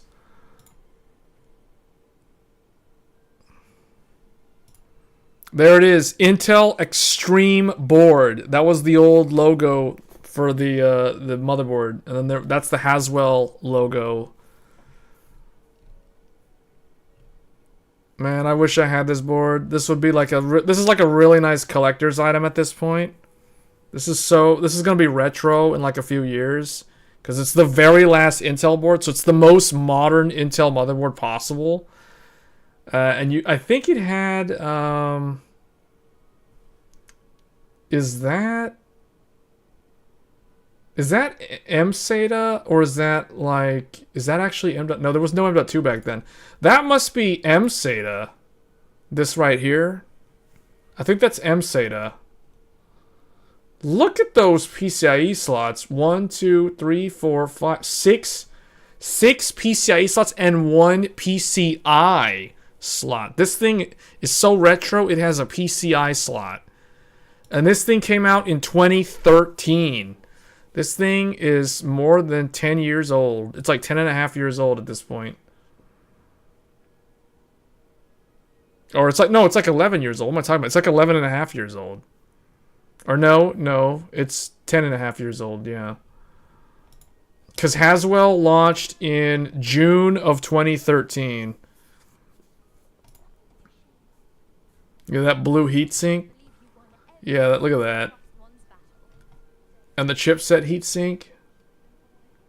Man, this is like my favorite Intel motherboard. Hands down, my favorite Intel motherboard of all time. The Z87. It has the weirdest name. I can never memorize that name. DZ87KLT-75K. This is the reason why Intel doesn't make motherboards anymore. Because if you talk to a salesperson, hey, do you guys have any DZ87KLT-75K in stock?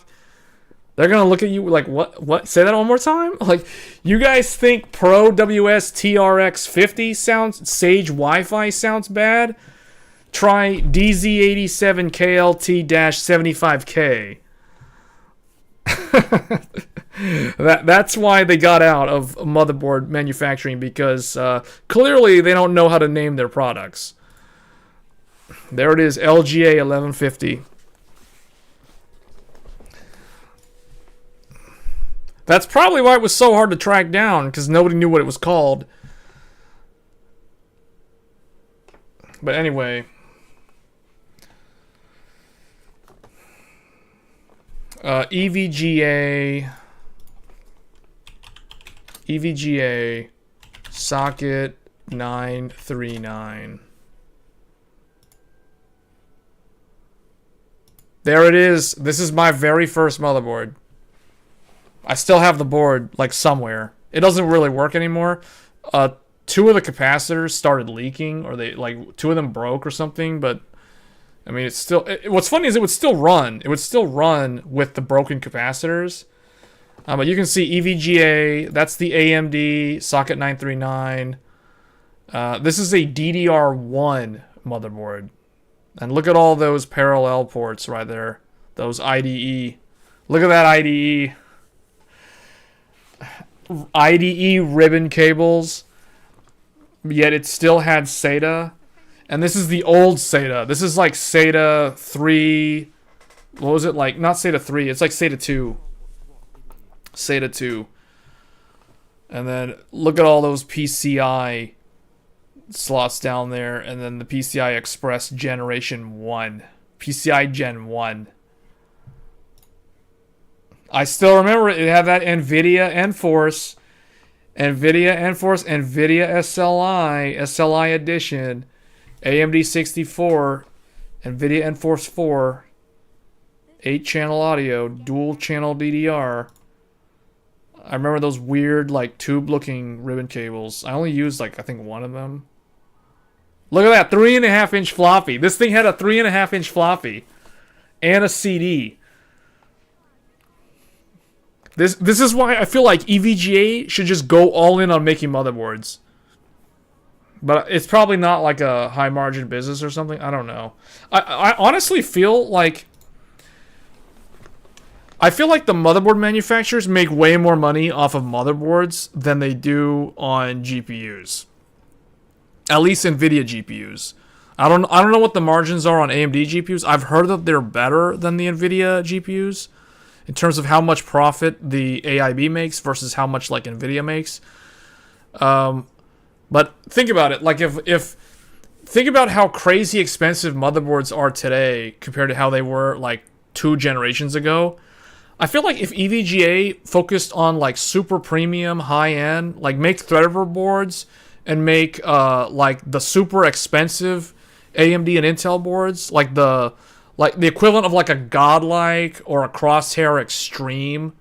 I feel like if EVGA did that, they'd make a lot of money, because those, well, they probably wouldn't sell a lot of them though, because I don't think, those are very expensive, high profit margin, but they just don't have a lot of volume. So I don't know, maybe I'm overthinking it. ASRock Z97 Pro 3 for the 4690 with XFX.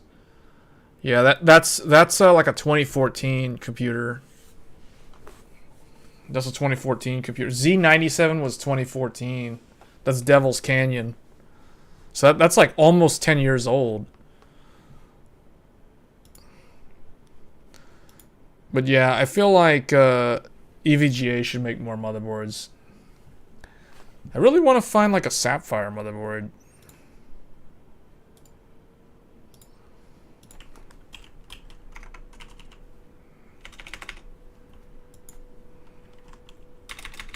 Sapphire AM3 Plus.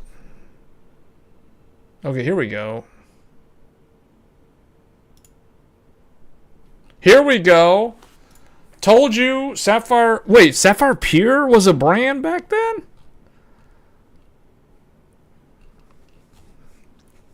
This is a Sapphire motherboard. Yeah, I remember that. I kind of wanted a Sapphire board, but I could never find them. I think they were sold in Europe and Asia. I don't think they were ever sold in the US. So, see, check that out. They had this nice blue sapphire colored heatsink. Man, I feel like EVGA and Sapphire should get back into motherboards. It included the USB 3 add-in card thingy, CDs, low profile, a whole bunch of SATA. Look at all that SATA. And then the thing back then, the little I/O bracket and the manual. Man. Check it out. Sapphire motherboard. Why is the picture like not... I can't zoom in?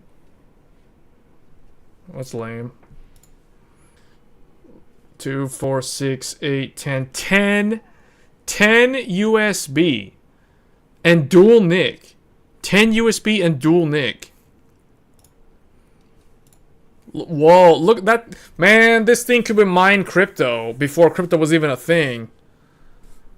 Wait, what year was this? Oh, this was 2012. Okay, this was like right before the first crypto wave. Power and reset. BIOS select. It has dual BIOS, I think. 8 SATA, USB 3. That was pretty standard back then. The AM3 Plus socket. Oh, you know what CPU goes in there. Everybody's favorite bulldozer and pile driver. Man, this is probably like one of the best bulldozer motherboards. Right up there with the Asus Crosshair Z Formula. Or the Crosshair Formula Z. The 990FX. Wait, EVGA did make that? EVGA X570 Dark? Oh, wow. Okay. You're right. They did make an AMD board. It must have been a very short run, though. Like, they probably only manufactured a few of these. Like, a couple hundred of these. Because I never remember hearing about this. This thing has the dual debug, just like on that Intel board.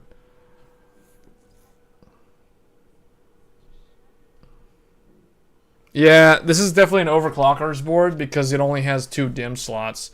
See, in the world of DDR5, 2 DIMM slots is actually okay.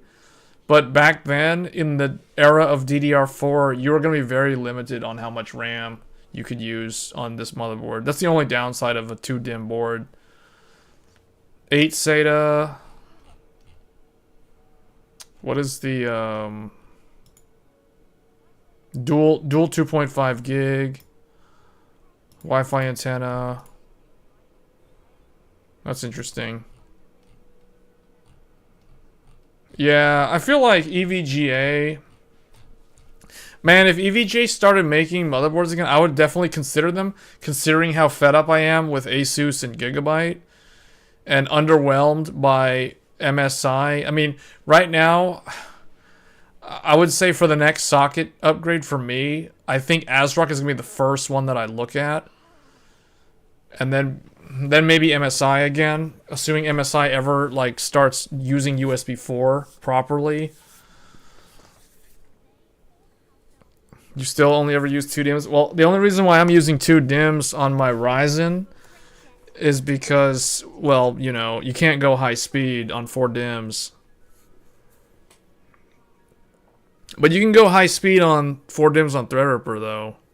But yeah, but like Threadripper, 4 DIMMs on Threadripper is like 2 DIMMs on like all the other boards.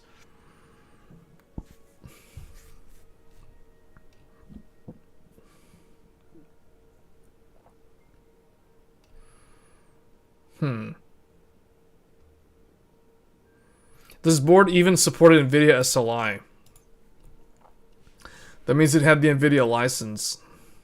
Because you have to pay NVIDIA a license fee for...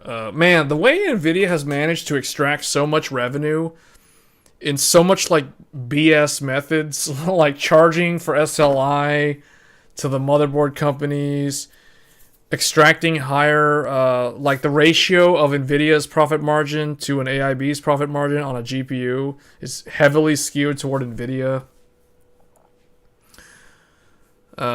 Like charging an arm and a leg for their super high-end or their ultra enthusiast stuff like the 4090 and the 3090 and even the Titan before that, which is even more expensive.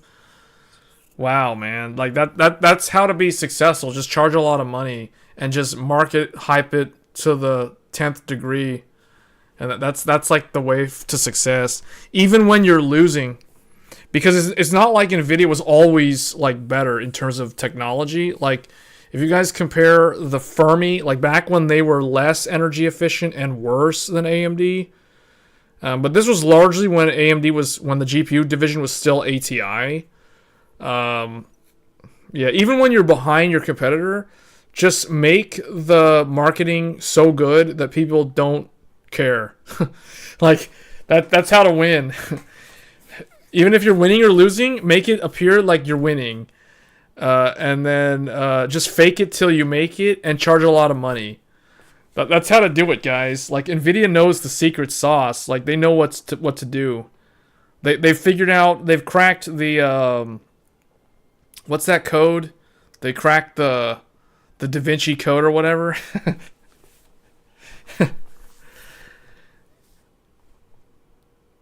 And look at them now. NVIDIA has enough money to trademark the green color.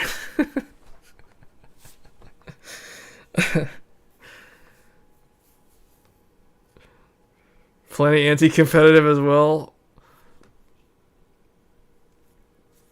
I think in some ways they were, but I don't think NVIDIA was really... Yeah, you're right. If you go further back in their company history, like especially in like the early 2000s and the mid 2000s, yeah. Because how do you think like all those other guys just straight up like vanished? PhysX, make PhysX, buy out your potential competitors, and then kill off their technology, or like after like 20 years, make it open source when it's no longer relevant. They strangled Voodoo. Yeah. You guys remember 3DFX? Voodoo 3. Some of those names are like even before my time. Because I was aware of like Voodoo, like the Voodoo 3 and like SIS used to make some integrated chips, but I think they also tried to make like discrete. And then VIA, and then there was like a whole bunch of others back then. Man, like Sega had their own chips, but they were only in consoles and arcade machines. And who else was that other one?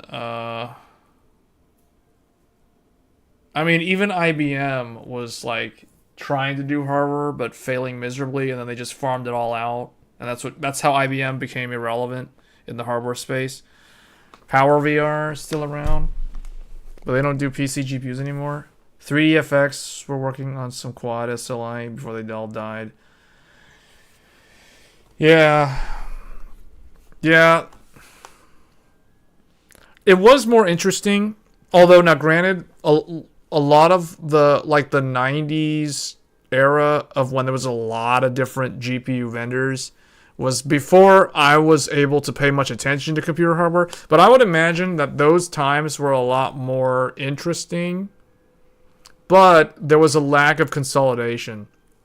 So you had games that only worked well on certain GPUs and they were trashed here on like a lot of other ones, or they didn't render correctly, or there was like like the picture didn't look correct on certain hardware because it wasn't designed for that.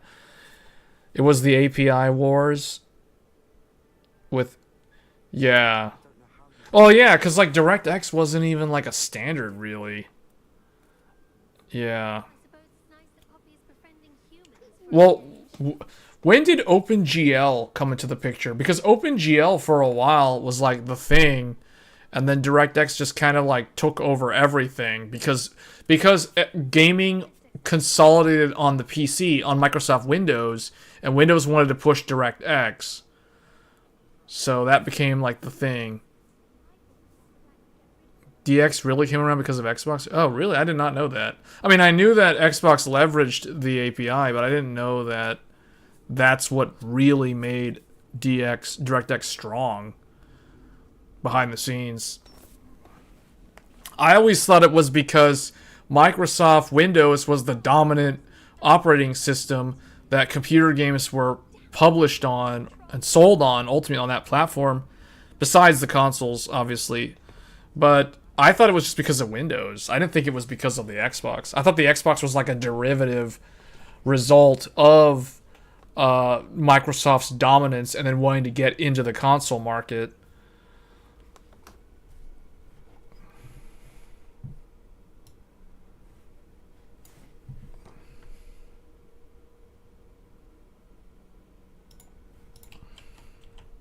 Been sitting here the whole time in this game, and the Intel GPU has only managed to get to 72. 72C is like way down. It's actually way down at 1800 RPM. I can still hear it, but it's not like annoyingly loud like it was when it was like at 2200. Oh, I didn't know that. Direct Xbox. Oh, okay. That does make sense. At some point, most people ran games in software mode, though. Yeah, I remember, man, there was this one game that did not render correctly on integrated graphics. The integrated graphics was like SIS or, I forgot who else it was. Because I know Voodoo did discrete graphics until they were gone. Because I remember, like, my friend was all bragging about how he had, like, a Voodoo 3. Or, I think it was a Voodoo 3. And, I mean, all I had was, like, integrated graphics. I was playing, like, Age of Empires 2 on integrated graphics in, like, 2000. or something. Or, like, 2001. And, I remember it running like garbage. After, like, I don't know, it just didn't work right. There was like a memory leak or something. SIS Mirage 3? Maybe that's what it was.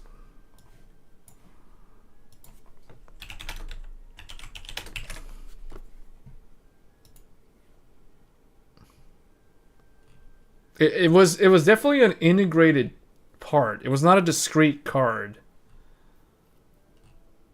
You know what? It might have been that.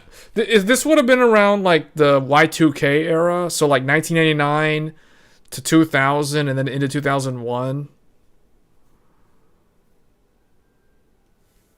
So with the Intel GMAs. Yeah, this was on like an AMD Athlon. So this PC, if I remember correctly, it was like my parents' like living room PC. It was like the only PC in the house. And I remember wanting to play like Age of Empires 2 and Age of Empires the expansion. Age of Empires 2 The Conqueror's expansion came out, which introduced the Aztec, the Mayans, the Spanish, and the Koreans and the Huns. And I remember wanting to play that so much. But the problem was the SIS integrated GPU. It could run the game but you were running the game at like a really low resolution. Like you had to run the game at like, I think it was something like what was it, like 800 by 600. 800 by 600, it could run okay. It could run pretty good at 800 by 600, but the monitor's native resolution was like 1024 by 768. And I remember it looked nice at that resolution, but it ran like garbage.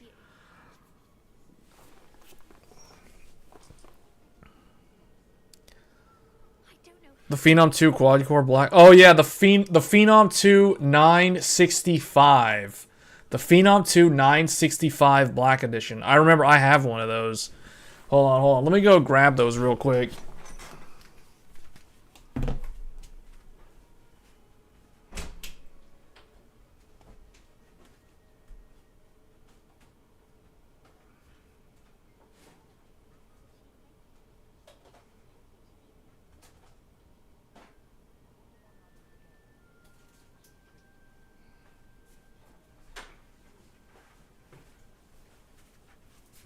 Since we are on the topic of like retro, well, that one just fell on the floor. I don't know which one that one was. Anyway, so I've got some old CPUs right here. Since we're all talking about this retro stuff, now unfortunately I don't have the box for my very first, like my socket 939. But what I've got here is, there it is. The Phenom 2 9. There it is. Quad core 965 Black Edition. The Phenom 2, there it is. In the box. I think this is the right one, is it? Yeah, Phenom 2. There it is. The Phenom 2 965 Quad core Black Edition. This was still relatively competitive with Intel. Like, it wasn't until Bulldozer where Intel just kind of pulled ahead of AMD.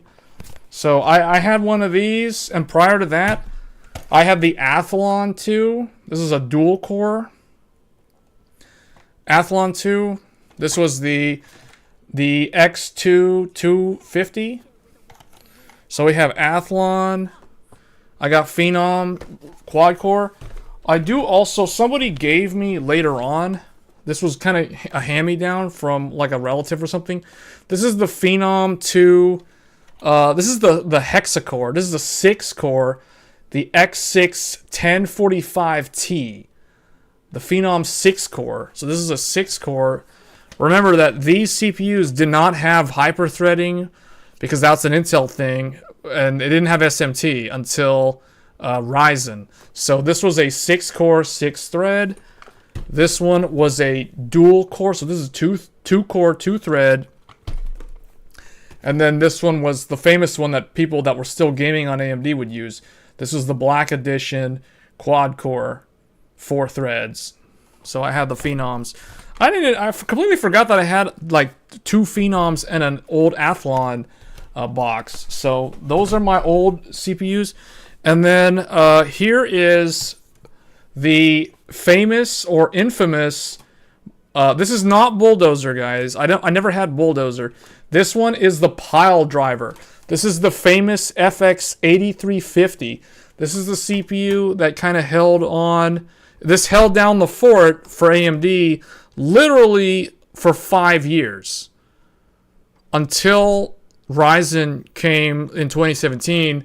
This thing was literally all they had to hold down the fort. So this is the infamous world's first 8-core, but it's more like a quad core with 8 threads because it was it was that clustered, the CMT clustered multi-thread. So this is the FX 8350, and then after that, I was like, man, I gotta try out Intel. We gotta go Intel just to see what the fuss is all about. Everyone's saying that if you want to be gaming, you gotta be gaming on Intel at the time. So in 2013, I made that switch. You guys can see here it is, the i7 4770K in the flesh, or I guess in the silicon. There it is. This is my very first Intel i7. So that was the upgrade from the FX 8350 to the i7. And then after that was Ryzen. So And then I did get Intel Alder Lake and Raptor Lake. And Rocket Lake. I do have all three. Well, although Rocket Lake is not for me, but yeah. Do you remember those CPUs where you could unlock the additional unstable clock in the BIOS? I think it was a Phenom. That might have been the first Phenom. Yeah. Yeah, I think it was on the Athlons. I think it was on the Athlons you could do it. It wasn't on this one. It was like on the old Athlon, like Athlon 64. Like the first one that I had, which I don't have the box, unfortunately. Because I was a dumb kid and threw it away. I didn't know to keep my boxes for nostalgia reasons and stuff. So, but yeah, I really wish I had my old Athlon 64 box. It was like orange and green.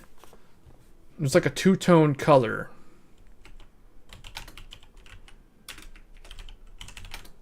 Athlon 64 3200 plus.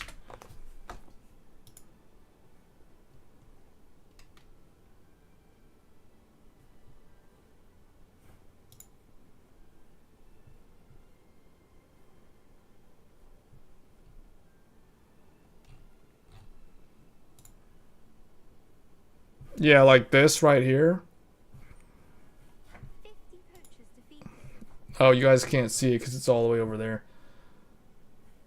But yeah, like this is what the box looked like. And it was a... This was my very first CPU. This was the very first CPU on the very first computer that I ever built. Prior to this, I did have a hand-me-down computer that my uncle used to run a... One of my uncles used to be a system integrator. So he would build PCs. He'd be contracted by local small businesses to provide their PCs for their... He would typically do it for like restaurants. So like restaurants had, they have the waiter stations where the waiters like key in the menu items. So those things, he would run the point of sale systems. He would install those. And then they would have like the main computer. You didn't really need a server back then for this stuff. So he would put in like a desktop computer. And he was like certified, what was it, like A+, N+ certified and all that kind of stuff back in the day. So he helped, he's the one who taught me how to build a computer. So he gave me like a bunch of old parts, like a really old, I don't even know, I don't know if it was like a... I don't remember who the GPU manufacturer was. It was something from the 90s. It was like a PCI. It was a PCI graphics card. Not PCI Express, not AGP. It was PCI. It was a PCI. So that already tells you that's not going to be good for gaming. But, yeah, I remember putting that computer together. And he was kind of showing me what to do. And this was in the summer. This was like I was on summer vacation.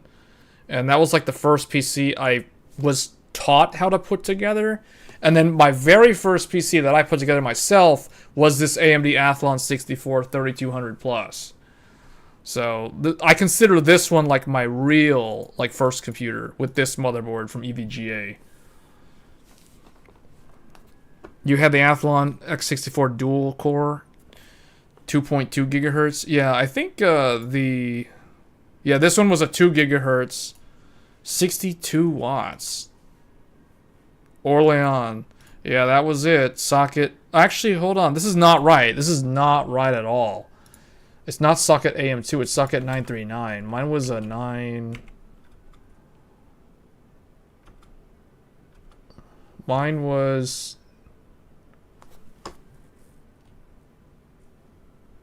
3200 plus socket 939. Where is that? This one. This was my first one. So still 2 gigahertz, but it was the older socket. It wasn't AM2. Was yours AM2? Mine was socket 939. Mine was the one that was before AM2 socket. 89. Yeah, I remember it being 90 watts. I remember on the box somewhere it said like 90 watts or something. It was one core, one thread. A true single thread processor. One core, guys. I had a one core, one thread. My first computer was a one core, single thread processor. And I put this thing together in the summer of 2006. So when I built this thing, it was already like 2 years old. It was more than 2 years old when I built it. But that's why it was relatively cheap, because I was buying parts that were not the latest and greatest.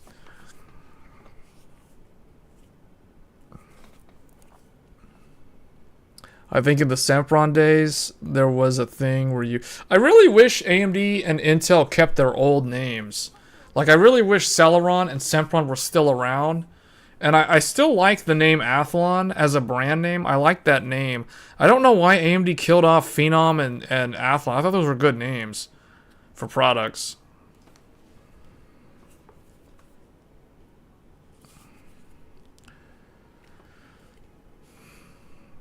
I think in the Sempron days, there was a thing where you would use pencil graphite to overclock the CPU. Yeah, that was like, yeah, I remember hearing about that. See, I didn't get into overclocking until... I dabbled in overclocking with the Phenom. This was the first processor that I tried overclocking. And then after that, I overclocked the FX A350. And then after that, obviously, I overclocked the Intel 4770K. So on the Phenom, I think I overclocked this to 4 gigahertz. Yeah, well, it was either 3.8 or 4 gigahertz, because it's like 3.4 normally. So I think I got close to 4 gigahertz or around 4 gigahertz.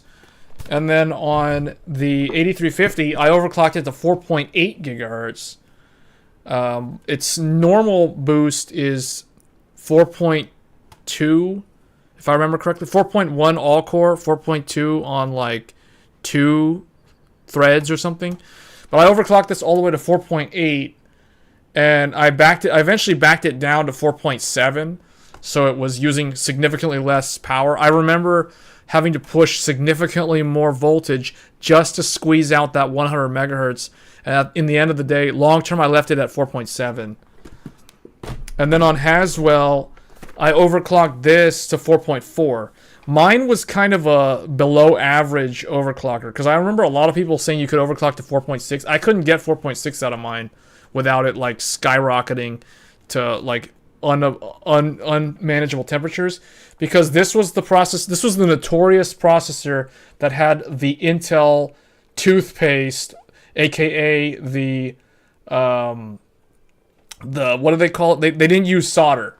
This CPU does not have solder between the IHS.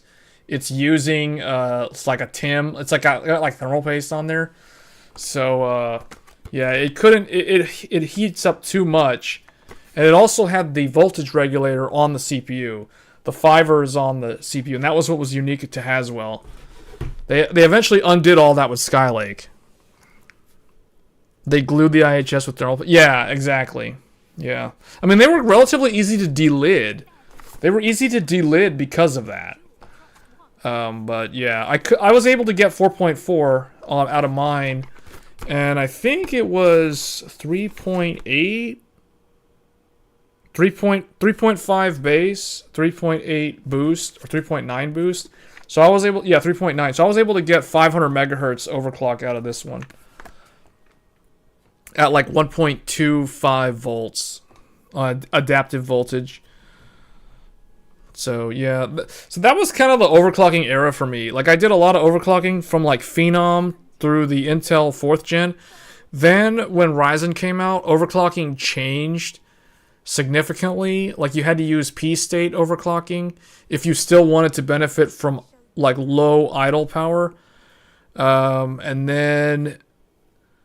then the way it is now, they use PBO and curve optimizer. So it's very different today than it was back in the day. Although I think Intel, the problem with Intel is just so maxed out. It's so juiced up on voltage at stock that it's like both CPUs, you're basically trying to lower the voltage frequency curve to get you're trying to get more boost for less voltage, essentially, which is completely different from how you used to overclock. So I kind of consider overclocking dead compared to the way it was a decade ago.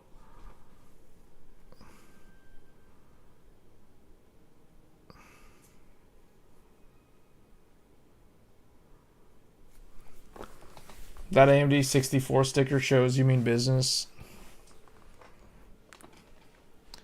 Yeah, Athlon should still be around. In my opinion, AMD Opteron is still the coolest name ever. Yeah, it always made me think of Optimus Prime for some reason. Every time I would hear Opteron, I'd always think of Optimus Prime. I don't know why. It's just, I don't know. I don't know why. Ryzen really came together when you got fast clocks on all cores.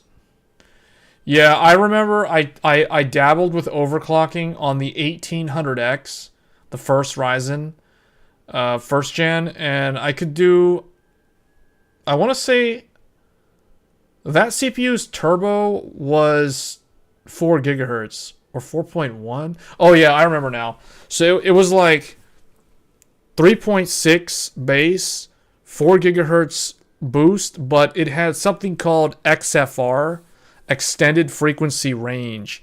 An extended frequency range would boost 2 threads up to 4.1 or 4.2. I forget which one it was.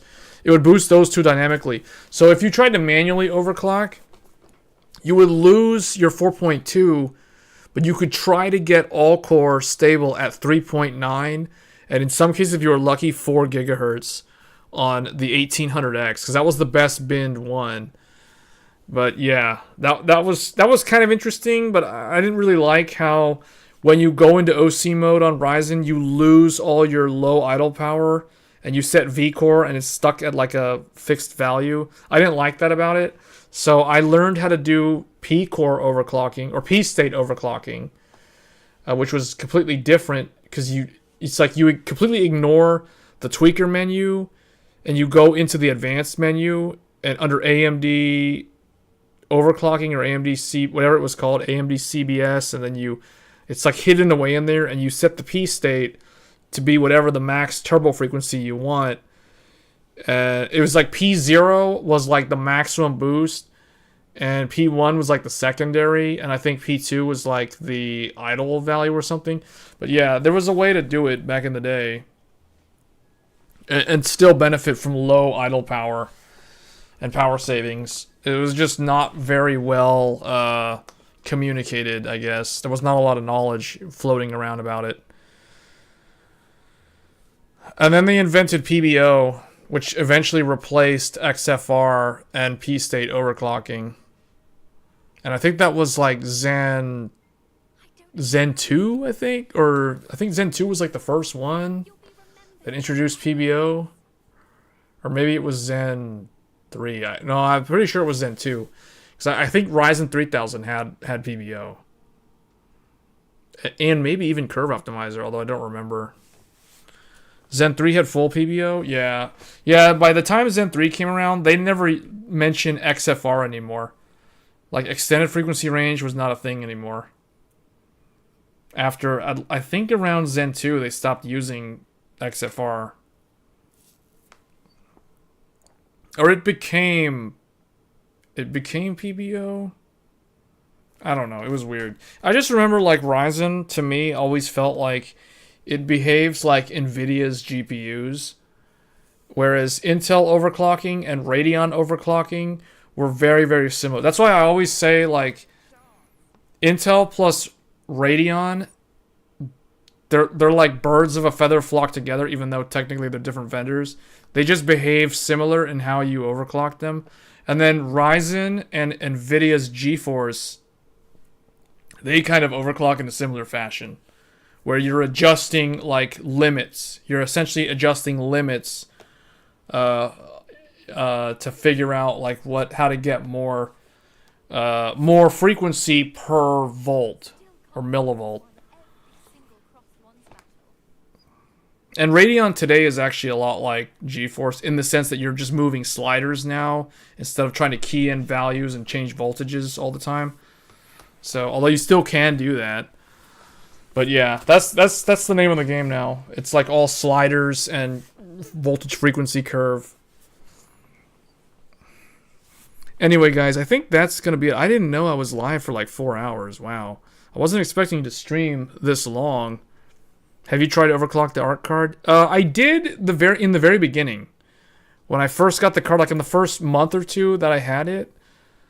But I haven't really used it extensively that much. I plan to keep it in this system as long as possible, so I can get used to using the Arc GPU as kind of a secondary GPU.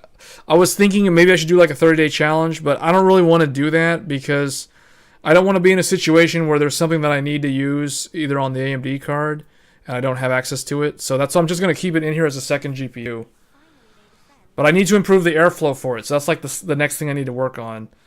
So I'm going to have to mod or remove the power supply shroud from this case so we can get better air. Anyway, guys, that's probably going to be it for this stream. This concludes the 5-day Waterfast mini-series, I guess. So don't expect me to be live streaming tomorrow. The next time I'll live stream is most likely going to be Thursday. We're going to go back to our regular schedule, and I'm going to start trying to work on videos again, because I haven't really done anything in terms of videos due to the fast and just not having a lot of energy throughout the week. But, yeah. So, anyway, thanks, everybody, for tuning in. Oh, can you join the... maybe for a little while. Because I'm just really tired, but... And I plan to get up kind of early to figure out how to break my fast. But yeah, I'll probably swing by there for a little bit. So anyway, guys, thanks everybody for tuning in. And I'll catch you guys Thursday on This Week in Tech. Take care.